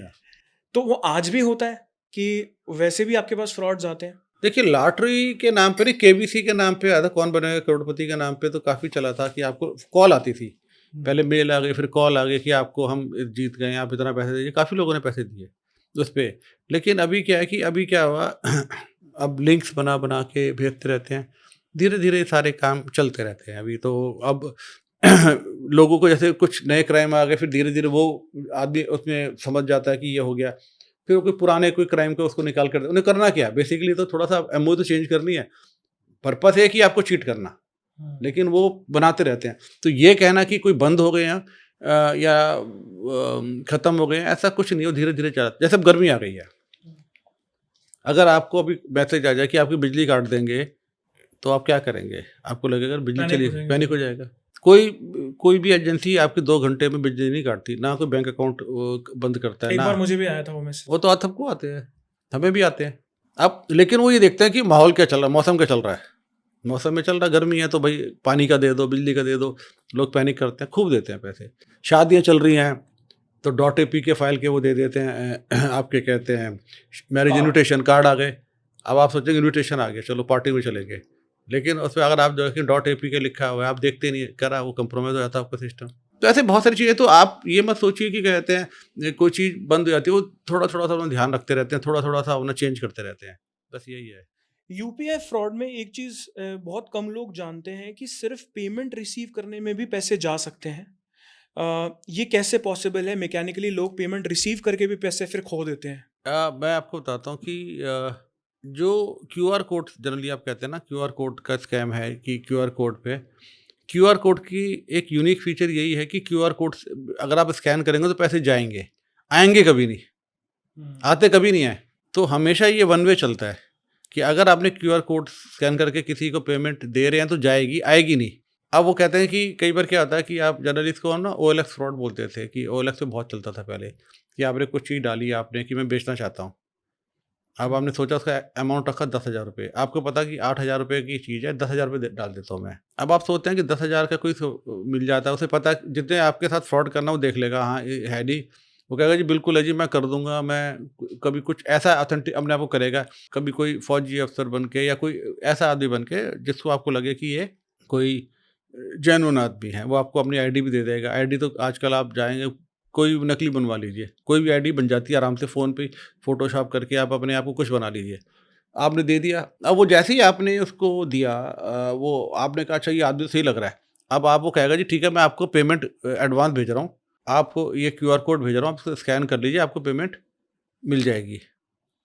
वही वही एक फ्रॉड है, क्योंकि क्यूआर कोड से हमेशा पेमेंट जाएगी, आएगी कभी नहीं। आप क्यूआर कोड करते हैं, वो आप दिखा देगा पे सो एंड सो, वो आपको कन्विंस करेगा, फिर वही सोशल इंजीनियरिंग आती है कि कन्विंस करेगा नहीं नहीं सर ऐसा कुछ नहीं है, या आप आएगा, फिर वो आपने डाला तो पता लगा 10,000 आपको चले गए, कहेगा हो गलती हो गई, अच्छा मैं आपको 20,000 रुपये वापस भेज रहा हूँ, आप फिर कर लीजिए, आप फिर करेंगे, फिर वो 20,000 भी चले गए आपके।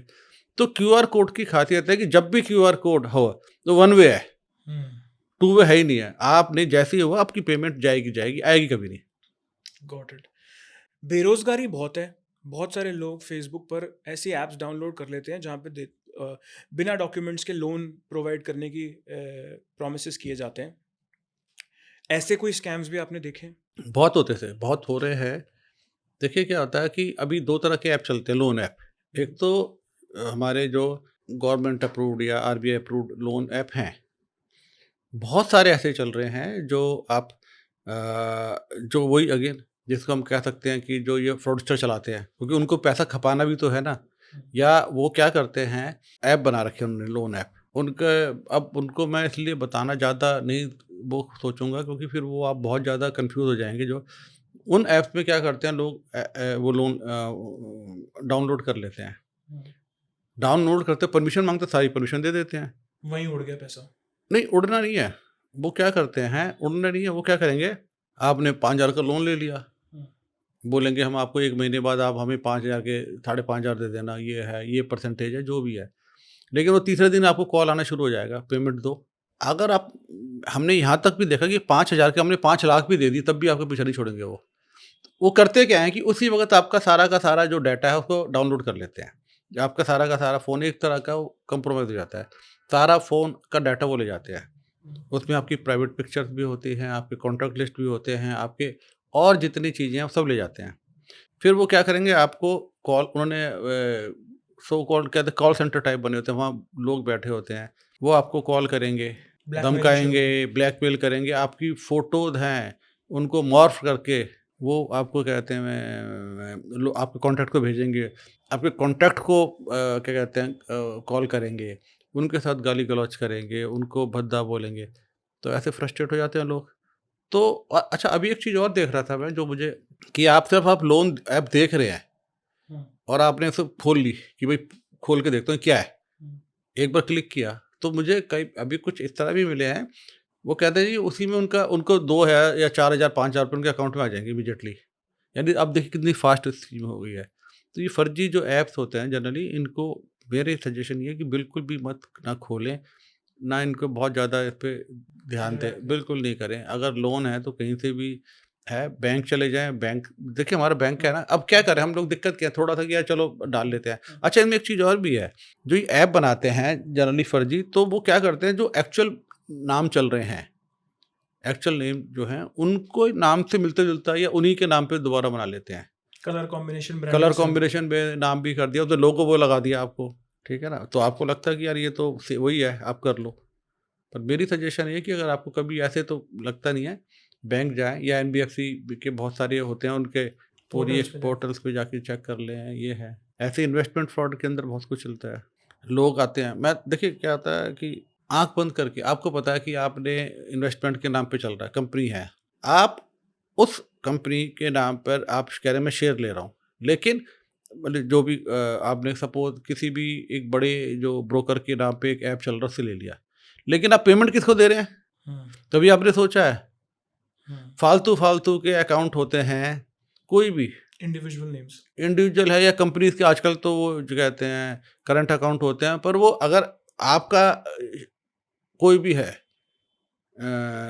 आपका ऐप, कोई बड़ा नाम है जिस पे आप शेयर लेकिन आप अकाउंट जो दे रहे हैं, जिस पे पेमेंट है वो कोई और नाम के हैं, अलग-अलग कंपनीज़ के नाम पे है।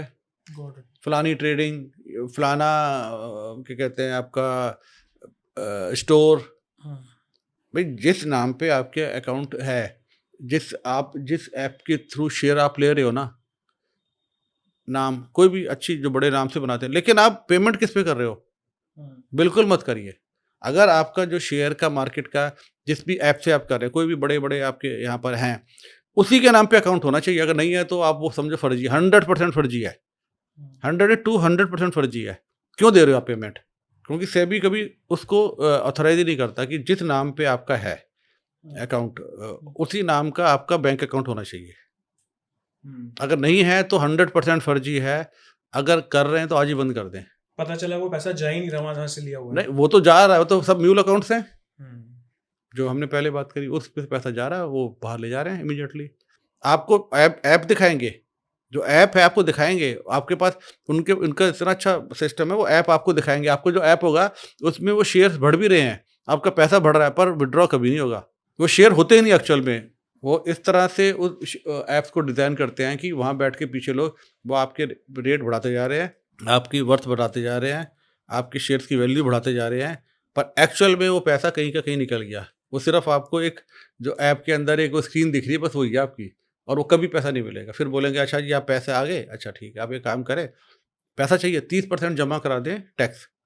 लोग 30% भी कराते हैं, जबकि कभी कोई ऐसा कोई सिस्टम ही नहीं है कि भाई अगर आप मुझे अपने शेयर से पैसे निकालने हैं तो 30% मैं क्यों जमा कराऊँ?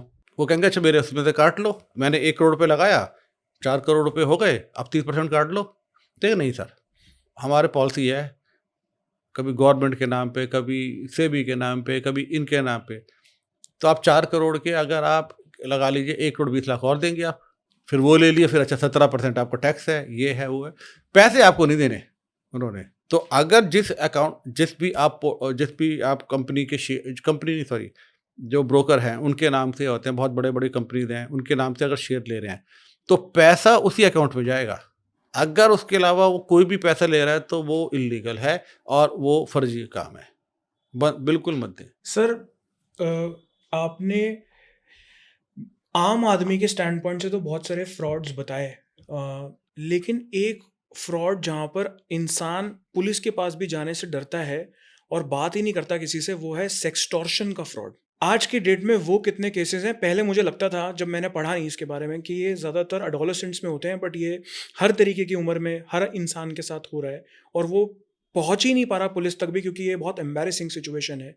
सुसाइडल टेंडेंसीज लोगों में आ जाती है हुँ। जब वो सेक्सटॉर्शन के केसेस में फंसते हैं। इसकी सच्चाई क्या है और ये स्कैम एग्जैक्टली ऑपरेट कैसे होता है? देखिए, होता क्या है कि पहले एक बात मान चलिए कि एवरी डिवाइस इज़ हैकेबल। पहले तो मैंने जैसे बताया था, बहुत सारी कॉल आती हैं। अब आप उठा लेते हैं, वीडियो कॉल आती है, रात में आ गई, कभी आ गई। तो उसमें क्या करते हैं ये लोग, क्रिमिनल क्या करते हैं, जनरली एक एरिया है आपका हरियाणा, गुजरात सॉरी हरियाणा और आपका यूपी और राजस्थान का एक एरिया जहाँ पर ये ज़्यादा होता था, जहाँ से ऑपरेट होता था ज़्यादा। तो आपने कॉल करी और वो इतने स्मार्ट होते थे कि वो क्या करते थे कि कुछ लड़कियां तो ज़्यादा नहीं होती, उनके कुछ वीडियोस होते हैं और जो वॉइस क्लोनिंग करके उनकी आवाज़ में करके वो जैसे ही आप ऑन करेंगे तो वीडियो कॉल हो गई। अब कई बार हम भी अगर आप देखेंगे नॉर्मल, आप देखेंगे वीडियो कॉल उठा ही लेते हैं। अननोन नंबर से वीडियो कॉल है तो कभी मत उठाइए। उठा लिया वो एकदम वो वीडियो की कॉल चल जाएगी और वो इमीडिएटली वो जो लड़की है वो अपना अनड्रेस हो रही है या अपने न्यूड हो रही है और उसके जो भी आदमी है उसको उसकी एक क्या कहते हैं स्क्रीन रिकॉर्ड कर लेंगे और आप काट भी दोगे तो कुछ सेकंड लगे तो इमीडिएटली आपको फिर थोड़ी देर में फ़ोन आ जाएगा कि लड़की है, इसके साथ आपने बदतमीजी करी है, ये करा है, हम आपके वीडियो लीक कर देंगे, हम आपके सारे कॉन्टैक्ट को भेज देंगे। तो ये बड़ा कॉमन सा है। हर आदमी सोचता है कि शायद मेरे साथ ही ऐसा हो रहा है, डर भी जाते हैं। कई बार देखा है कि चलिए ह्यूमन टेंडेंसी, कई बार कुछ लोग उस वीडियो पे वैसे ही बात करते हैं लेकिन वो पता लगा वो लड़की जो बोल रही है लड़की नहीं बोल रही, पीछे कोई फ्रॉडस्टर बैठा हुआ है, वॉइस क्लोनिंग वाला होता है। ये बड़ी छोटी छोटी सिंपल सी टेक्निक्स हैं वो। अब उस पर फंस गया आदमी, उससे पैसे मांगेंगे कि फिर पुलिस वाला बन के कभी कुछ बन के कि आपकी लड़की शहरी में सुसाइड करूंगी, मैं मर जाऊंगी, आपने मेरे साथ बदतमीजी करी है। हर आदमी सोचता है कि अगर मेरा वीडियो वायरल हो गया या मेरे घर पे पता लग गया तो मैं आपने ये बोला एडोलसेंट वाली बात नहीं है, वो ज़्यादा टारगेट करते हैं बड़े लोगों को, जिनके पास 40 पैसा प्लस, पैसा भी है और थोड़ी इज्जत भी ज़्यादा है। हम्म, तो वो कहते हैं आप करिए, तो लोग डरते हैं, पैसा देते हैं। इसमें मेरी सजेशन ये है कि कुछ मत करिए, बिल्कुल ठोक कर कंप्लेंट करिए। बहुत सारे लोग ऐसे विक्टिम हैं और जिसने पुलिस को कंप्लेंट कर दी वो बच गया। बिल्कुल करिए और फ़ोन काटें और से भाई जो आप कर सकते हो कर लेना, आप पुलिस वाले हो कुछ हो, कभी कोई पुलिस इस तरह से कोई कॉल नहीं करती है। और ऐसा नहीं कि अभी ये हुई और इतना नहीं हो कि 10 मिनट आधे घंटे 1 घंटे बाद वो पुलिस वाला कोई कॉल कर देगा। किसी के पास इतना टाइम नहीं, बहुत सारे होते हैं, इतनी जल्दी नहीं होता। अगर कोई बात है तो कहेंगे ठीक है, कोई बोलता है ना पुलिस वाला हूँ मैं, ठीक है भाई आप मुझे पुलिस स्टेशन बताइए, थाना बताइए, नंबर बताइए, मैं खुद ही आ रहा हूँ। कोई डरने की ज़रूरत नहीं होती है। हमारा एक्सपीरियंस ये रहा है कि जितने लोगों ने हमें बताया, पुलिस के पास बात भी कर ली, वो बचा, 100% बच गया। कौन से ऐसे केसेस हैं जो लोगों को अवेयर हैं, वो तो उनको पता है कि साइबर में आते हैं, पर कौन से ऐसे केसेस हैं जिनको पता ही नहीं है कि ये साइबर के परव्यू में आते हैं और ये साइबर का क्राइम है और वो बहुत नोन केस नहीं है लोगों की नज़र में? देखिए, मैं बताता हूँ कि आप इस भ्रम जाल में मत फंसिए कि साइबर में है या नहीं है। क्राइम, क्राइम है। आप साइबर से है, नहीं है, किधर है, क्या है? आप पुलिस के पास जाते हैं, पुलिस को पता है कि कौन-सा साइबर क्राइम में आता है, कौन-सा नहीं आता है। अगर क्राइम तो हो गया, तो अगर साइबर क्राइम हुआ है तो पुलिस साइबर में ले जाएगी। अगर साइबर में नहीं है तो कहेंगे कि आप जो हमारे जो लोकल पुलिस स्टेशन है वहाँ चले जाइए। और दिल्ली में एक बहुत अच्छी बात है, दिल्ली में हमारे जो दिल्ली पुलिस में हमारे जो जितने भी सीनियर थे उन्होंने बड़ा अच्छा रखा कि भई एक हम 1930 को कॉल करते हैं या www.cybercrime.gov.in को करते हैं। थोड़ा-सा दोनों में डिफ़रेंस है, उसमें नहीं है। पर मेरी सजेशन ये है, हमने एक काम और कर रखा है, हमने ना हर जो दिल्ली के हर थाने में इंटीग्रेटेड हेल्प डेस्क बना रखा है। उसमें ये है कि आप 1930 नहीं कर सकते, नहीं कर पा रहे या बाय चांस कोई टेक्निकल ग्लिच आ गया, तो आप जो भी नियरेस्ट पुलिस स्टेशन है वहाँ चले जाइए। कोई भी नियरेस्ट पुलिस स्टेशन हो आपका, वहाँ चले जाइए, वहाँ पर इंटीग्रेटेड हेल्प डेस्क है, जो 1930 पे फैसिलिटी है, जो वो पोर्टल वहाँ खुल रहा है, वही पोर्टल थाने में भी खुल रहा है।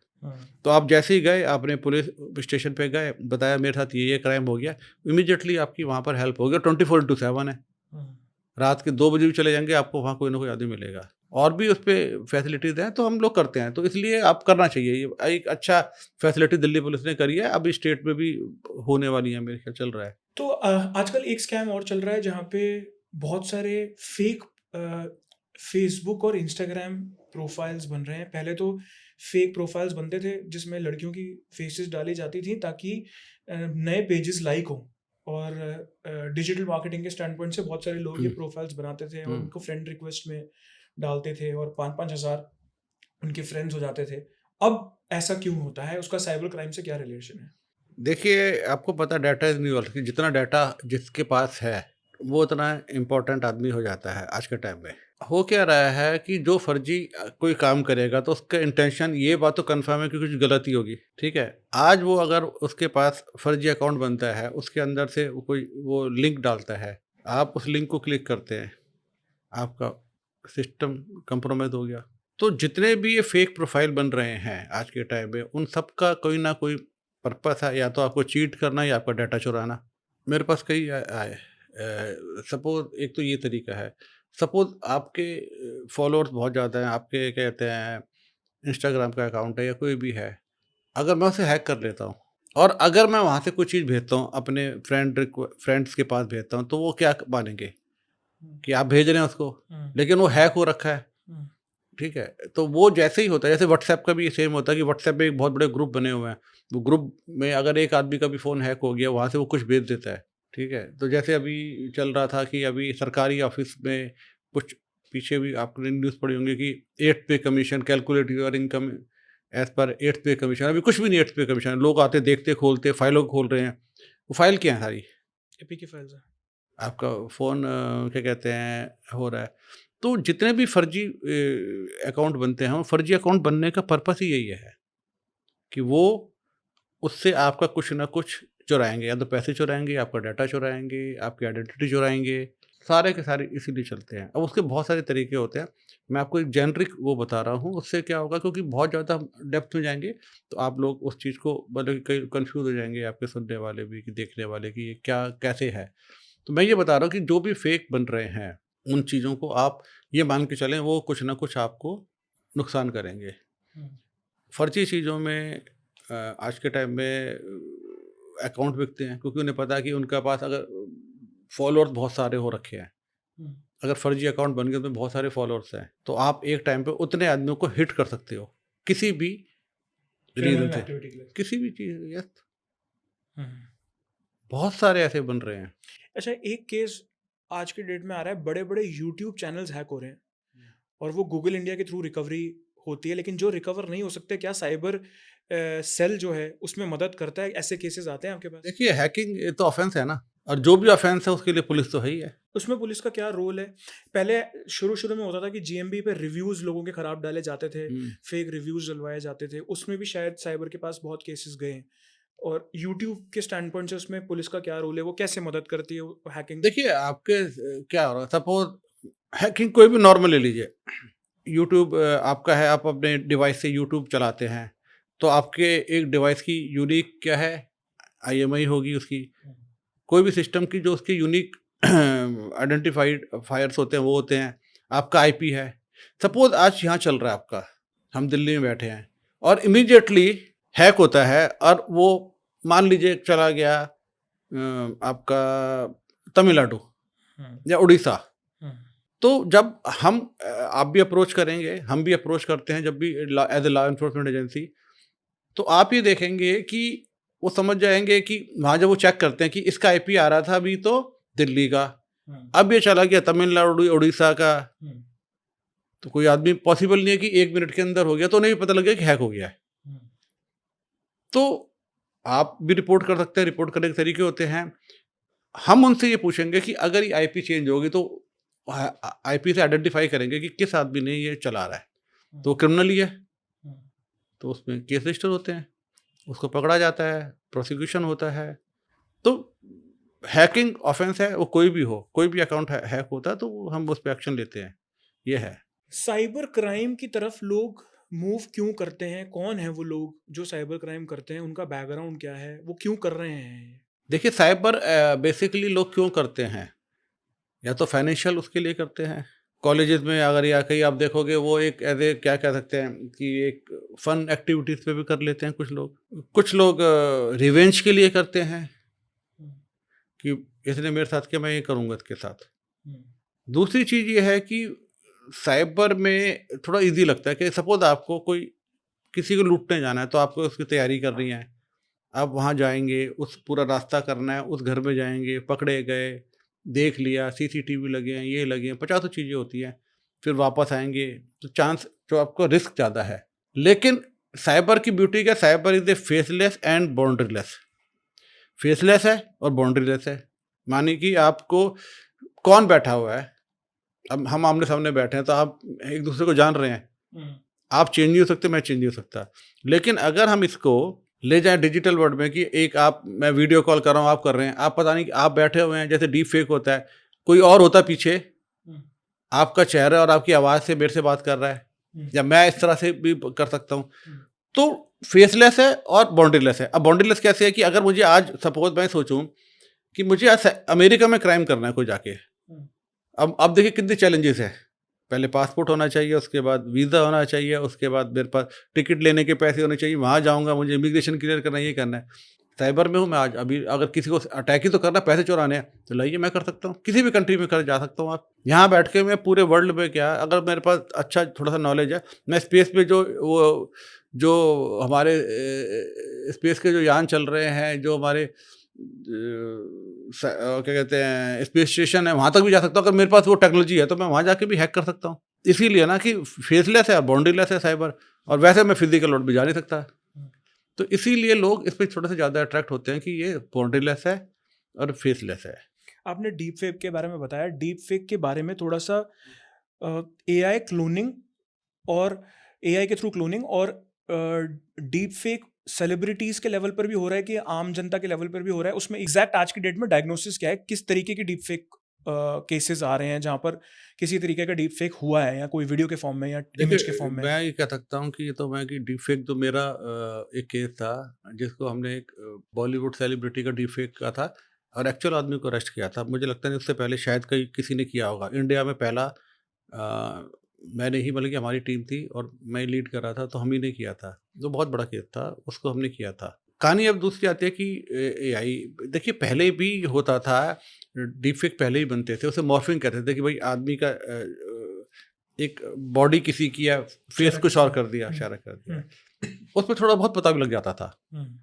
टेक्नोलॉजी एडवांस हुई, अब उसमें क्या हो गया है कि जो एआई से अब वो जो डीप फेक बन रहे हैं, पहले साउंड नहीं होता था, आवाज़ नहीं होती थी, आज के टाइम में वॉइस को भी क्लोन कर दिया गया है। और ज्यादातर ये सेलिब्रिटीज का ही होता है कि आम आदमी का भी हो सकता है? देखिए ऐसा होता है कि सेलिब्रिटीज़ का तो होता ही है, अब आम आदमी का उसको फ़ायदा क्या है? लेकिन अगर मुझे पैसे की वजह से या किसी वजह से भी मुझे अगर आपको क्या कहते हैं टारगेट करना है, तो किसी का भी हो सकता है।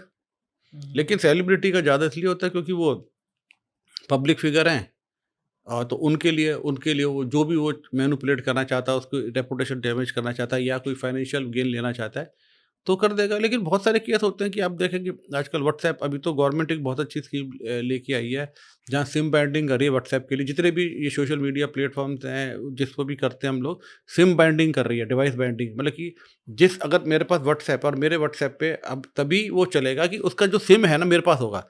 अभी तक व्हाट्सएप का क्या है कि मेरे फ़ोन में एक बार ओटीपी लेना है, वो फिर कहीं कहीं भी चलता रहेगा, किसी भी डिवाइस में चलता रहेगा। एक बार ओटीपी मिल गया तो चलता है। तो हमारे पास भी क्या दिक्कत आती है कि जो एक्चुअल फ़ोन चल रहा है कहीं और, सिम कहीं और है। सिम कहीं और चल रहा है और व्हाट्सएप कोई और चला रहा है।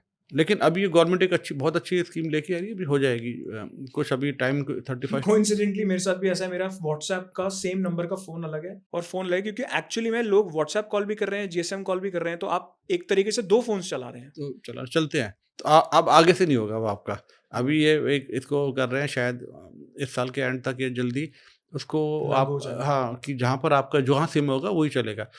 चल बहुत रहा है पर इस तरह से है। तो ये बात सोचिए कि जो सिम कर रहा है, जो सिम से कॉल आ रही है आपको, तो वही आदमी कर रहा है जिसका सिम है।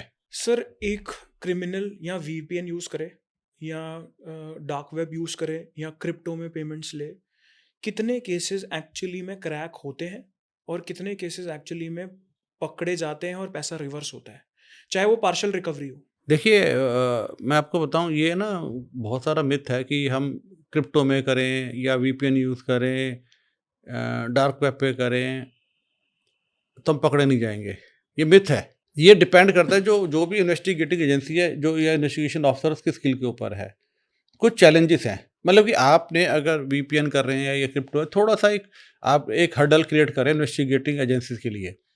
लेकिन आप ये माने कि ऐसा नहीं होगा या मैं बच जाऊंगा, ऐसा कुछ नहीं है। पकड़े जाते हैं, काफ़ी पकड़े जाते हैं। अगर आप इसको देखेंगे, आप सर्च करेंगे इंटरनेट पे जाके, बहुत सारे केसेस हैं जिसके अंदर पकड़े जाते हैं। 100 में से कितने केसेस एक्चुअली में रिपोर्ट होते हैं और कितने केसेस एक्चुअली में सॉल्व होते हैं? बहुत सारे केसेस मैं समझता हूँ 10-20 हज़ार की चोरी होती होगी, बड़े आदमी की हो गई तो वो रिपोर्ट भी नहीं करने आते होंगे। देखिए जो रिपोर्ट नहीं हो रहा तो वो तो हम उसके लिए कोई ज़्यादा डाटा ही नहीं हमारे पास है ही नहीं है।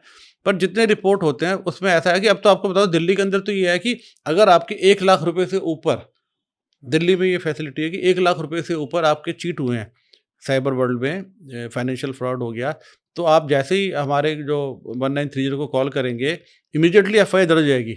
तो इन्वेस्टिगेशन तो होती है, पकड़े भी जाते हैं और काफ़ी पकड़े जा रहे हैं। अभी जैसे हमारा दिल्ली पुलिस ने अभी 2 दिन पहले ही ये अभी और चल रहे थे हमारे साई हॉक चलते हैं हमारे साई हॉक एक ऑपरेशन है, उसके अंदर हम डेडिकेटेड साइबर क्रिमिनल्स को पूरे दिल्ली में जाके हमारे पुलिस वाले साइबर क्रिमिनल्स को अलग अलग तरीक़ों से जो हम अपना करते हैं उनको अरेस्ट करते हैं। मैं क्रिमिनल्स के पॉइंट ऑफ व्यू से 2 सवाल पूछना चाहता हूँ। एक मेरा सवाल ये है कि इसमें कितनी गंभीर सज़ा हो सकती है अगर कोई क्रिमिनल ये व्यू कर रहा हो, ये पॉडकास्ट देख रहा हो?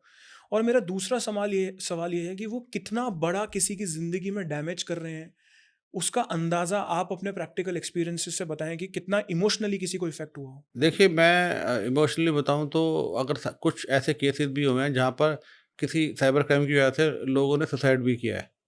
लोन ऐप के अंदर हुआ था और भी कई सारे केसेस हुए थे, कुछ हो जाते हैं। क्रिमिनल को लगता है कि भई मैंने बड़ा अच्छा काम कर लिया, ये कर लिया, लेकिन लोगों की ज़िंदगी खराब हो जाती है। अगर मैं ये कहूँ कि वो क्रिमिनल इस चीज़ को समझे अगर, कि आपने हो सकता है अपना कुछ फ़ायदा कर लिया हो, कुछ भी कर लिया हो, लेकिन जिसके वो पैसे गए हैं, लोगों की ज़िंदगी खराब भी हो जाती है इसी के अंदर। क्योंकि और जैसे अपनी जीवन की सारी पूँजी लगा दी और उसके बाद अगर आप भी मानिए कि आप आज आप कहीं बाहर मार्केट में खड़े हैं, आपकी जेब में ₹1 भी ना हो और आपको ये भी इस बात सोचिए घर पे भी है, कुछ भी नहीं हो, तो आपकी लाइफ़ कैसे होगी सोचिए।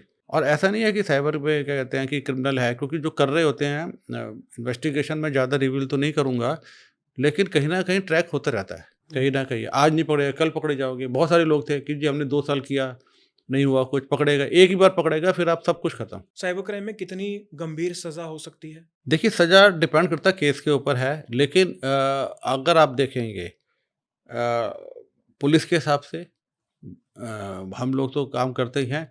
जुडिशरी की तरफ से भी अब बहुत ज़्यादा सज़ा या बहुत ज़्यादा आप कह सकते हैं कि ऐसे जजमेंट आ रहे हैं जो साइबर क्रिमिनल्स के लिए बिल्कुल उनको नस्तनाबूद कर देंगे। अभी तो क्या होता है कि हमने यहाँ तक भी किया है कि अगर साइबर क्रिमिनल से उसने कुछ भी इकट्ठा कर लिया, प्रॉपर्टी बना ली, देखो तो वो भी सीज़ हो रही हैं, हो जाएँगी बिल्कुल। और आगे और सख्त क्या कहते हैं कदम इसके लिए आ रहे हैं कि आपने बनाया है तो आपको उसका सोर्स तो बताएँगे कहाँ से लाए, क्या लाए।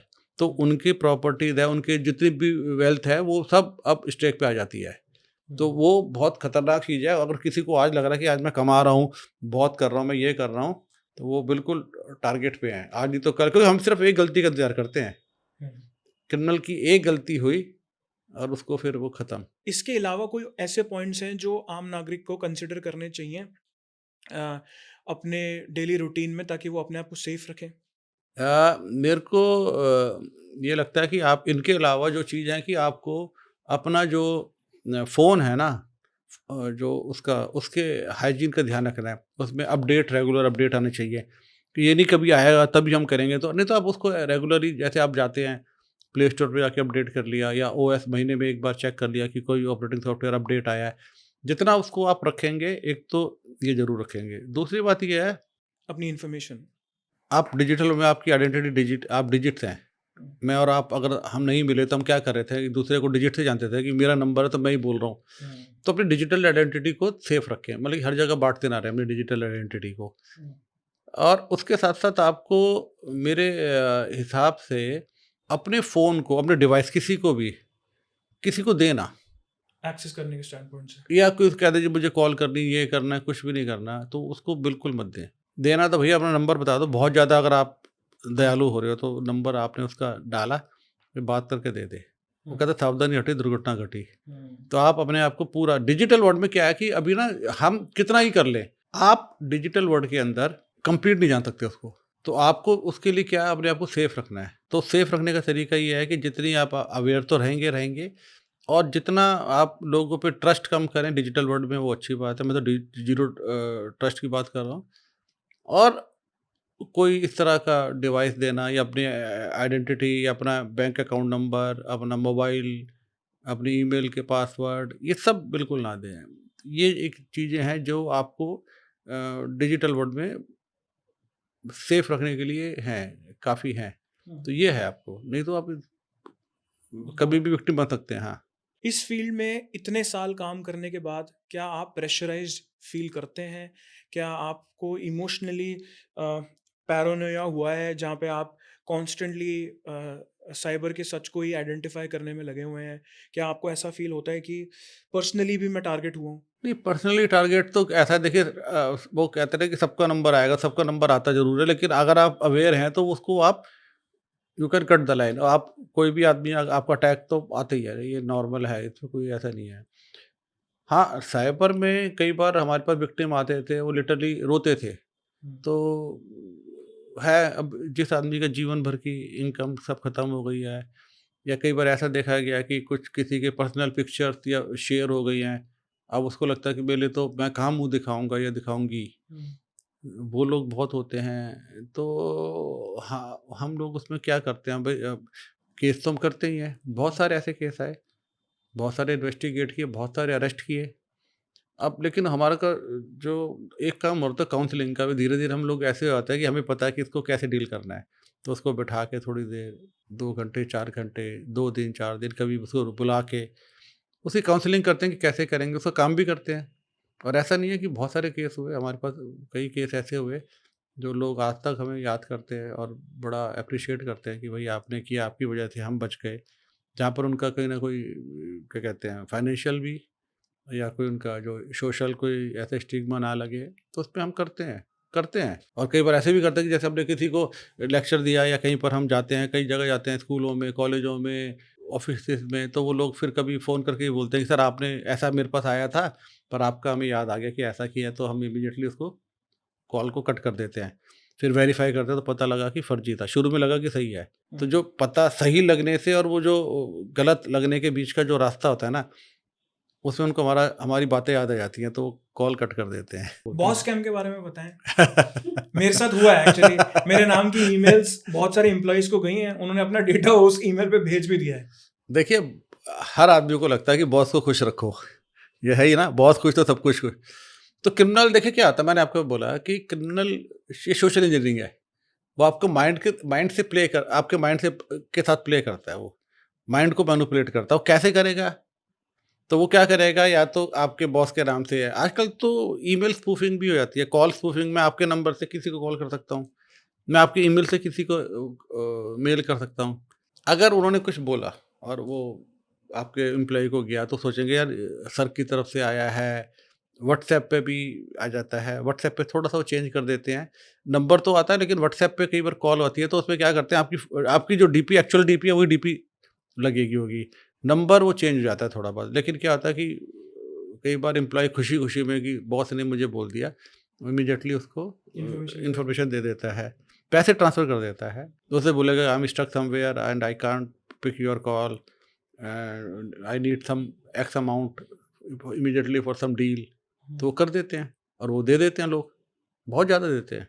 दिक्कत क्या है कि जैसे मैं आपको बताता हूँ कि कई बार ना लोगों को लगता है, जैसे हम बात करते हैं कि ऐसा कैसे हो जाएगा? हाँ। या मुझे पता है। जिसके साथ हो रहा है वो सोच ही नहीं पा रहा उस टाइम।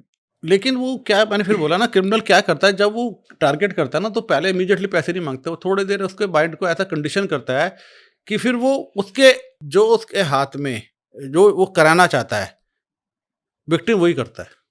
एंडलेस है। मैं इसको एडिट करने के पहले जानता हूँ कि ये कितना इम्पोर्टेंट टॉपिक है एजुकेशन के स्टैंड पॉइंट से बिल्कुल है। आम जनता के लिए। मैं बहुत ग्रेटफुल हूँ कि आपने वक्त निकाला, ड्यूटी के बीच में आप आए हमें एडुकेट करने के लिए, और मैं उम्मीद करता हूँ कि लाखों लोगों तक ये वीडियो पहुँचे और वो अपने आप को सिक्योर करें इस ऑब्वियसली शो के माध्यम से, बट आपकी मेहरबानी से कि आप आए और आपने अपना टाइम दिया। देखिए, मेरा ये तो मानना पता क्या है कि ये एक वॉर है, और हमारा भी अपना क्या मोटिव होता है इसको अवेयरनेस फैलाने का, कि हमें पता है कि अगर आप अवेयर होंगे तो विक्टिम कम बनेंगे, विक्टिम कम बनेंगे तो आपकी कंप्लेंट कम होंगी, कंप्लेंट कम होगी तो पुलिस के पास जो प्रेशर होता है ज़्यादा कंप्लेंट का उसको हम रिड्यूस करेंगे, तो इसमें हमारा भी फ़ायदा है। तो डबल चीज़ है ये। Got it. सर ज़्यादातर हमारे हमारे शो की एक प्रथा है, हम एक रैपिड फायर राउंड करते हैं जिसमें हम अपने गेस्ट का फर्स्ट थॉट जानना चाहते हैं उनकी लाइफ के बारे में। बट आज क्योंकि मेरे इतने एपिसोड्स हुए हैं, आज ये पहला रैपिड फायर होगा जहाँ पे मैं आपसे आपकी व्यक्तिगत ज़िंदगी जानने से ज़्यादा आपसे और सवालों के जवाब लेना ठीक है। चाहूँगा जो जी। प्रोफेशनल इन नेचर हैं, जहाँ पे मैं और ज़्यादा आपसे पूछ लूँ ताकि ये लाइफ लॉन्ग के लिए लॉक हो जाए। जी। मेरा पहला सवाल है, पब्लिक वाईफाई सेफ और अनसेफ? अनसेफ। ओटीपी शेयर करना गलती या क्राइम?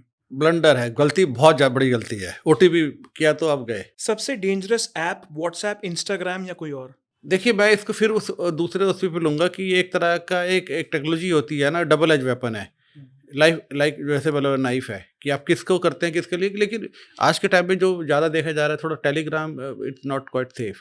बाकी सभी है, और अब मैं ये नहीं कहूँगा कि किसी एक का मैं नाम ले रहा हूँ, बाकी ये भी जो है अगर आप इसका मिसयूज़ करना चाहें तो आराम से, अगर जैसे आपने व्हाट्सएप है 2 फैक्टर ऑथेंटिकेशन नहीं लगा रखा और हैक हो गया तो फिर वो तो है ही है ना, आपका भी क्या और दूसरे का भी हो गया। साइबर क्रिमिनल टेक जीनियस या सिर्फ एक अपॉर्चुनिस्ट? साइबर क्रिमिनल जो है ना, वो बहुत ज़्यादा टेक सेवी नहीं होता, माइंड रीडर?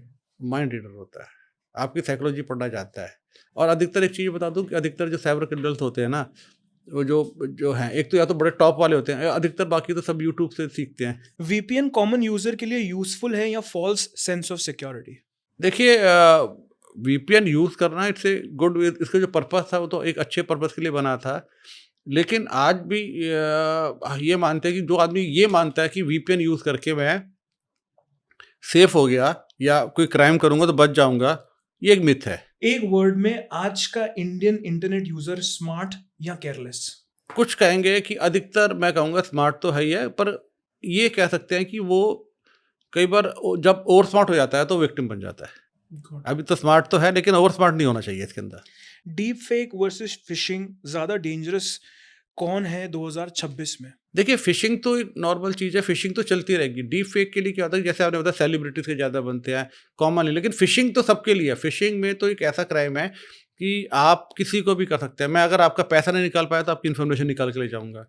डीप फेक एक थोड़ा-सा अभी नया नया भी है, और एक थोड़ा-सा आप ये कह सकते हैं कि वो थोड़ा-सा सेलिब्रिटीज़ के लिए ज़्यादा है, क्योंकि उनके इमेज को आप Public यूज़ faces करके, में ज़्यादा। टार्निश करके कर सकते हैं। पासवर्ड मैनेजर जरूरत है या ये ओवर थिंकिंग?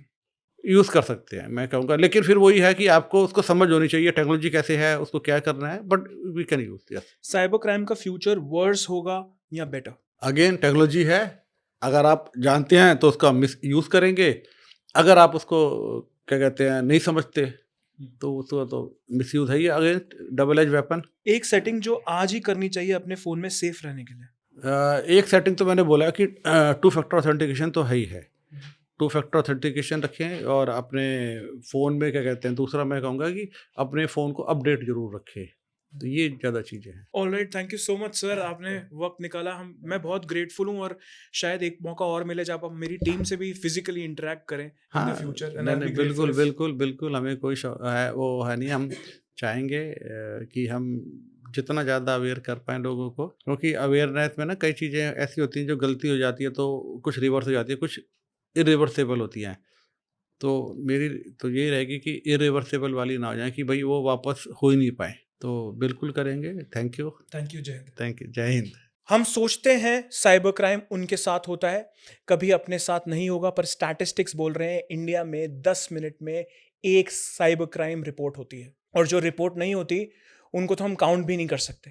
अवेयरनेस ही पहली लाइन ऑफ डिफेंस है, और अगर आज के एपिसोड ने आपको एक भी चीज़ सिखाई है, एक भी हैबिट चेंज की, तो ये कॉन्वर्जेशन वर्थ इट थी। इसे शेयर करें इस इंसान के साथ, या इस फैमिली मेम्बर के साथ, या किसी सीनियर सिटीजन के साथ आपकी फैमिली में जो हैं, जिन्हें आपको लगता है कि उनके साथ ये शेयर करना बहुत ज़रूरी है।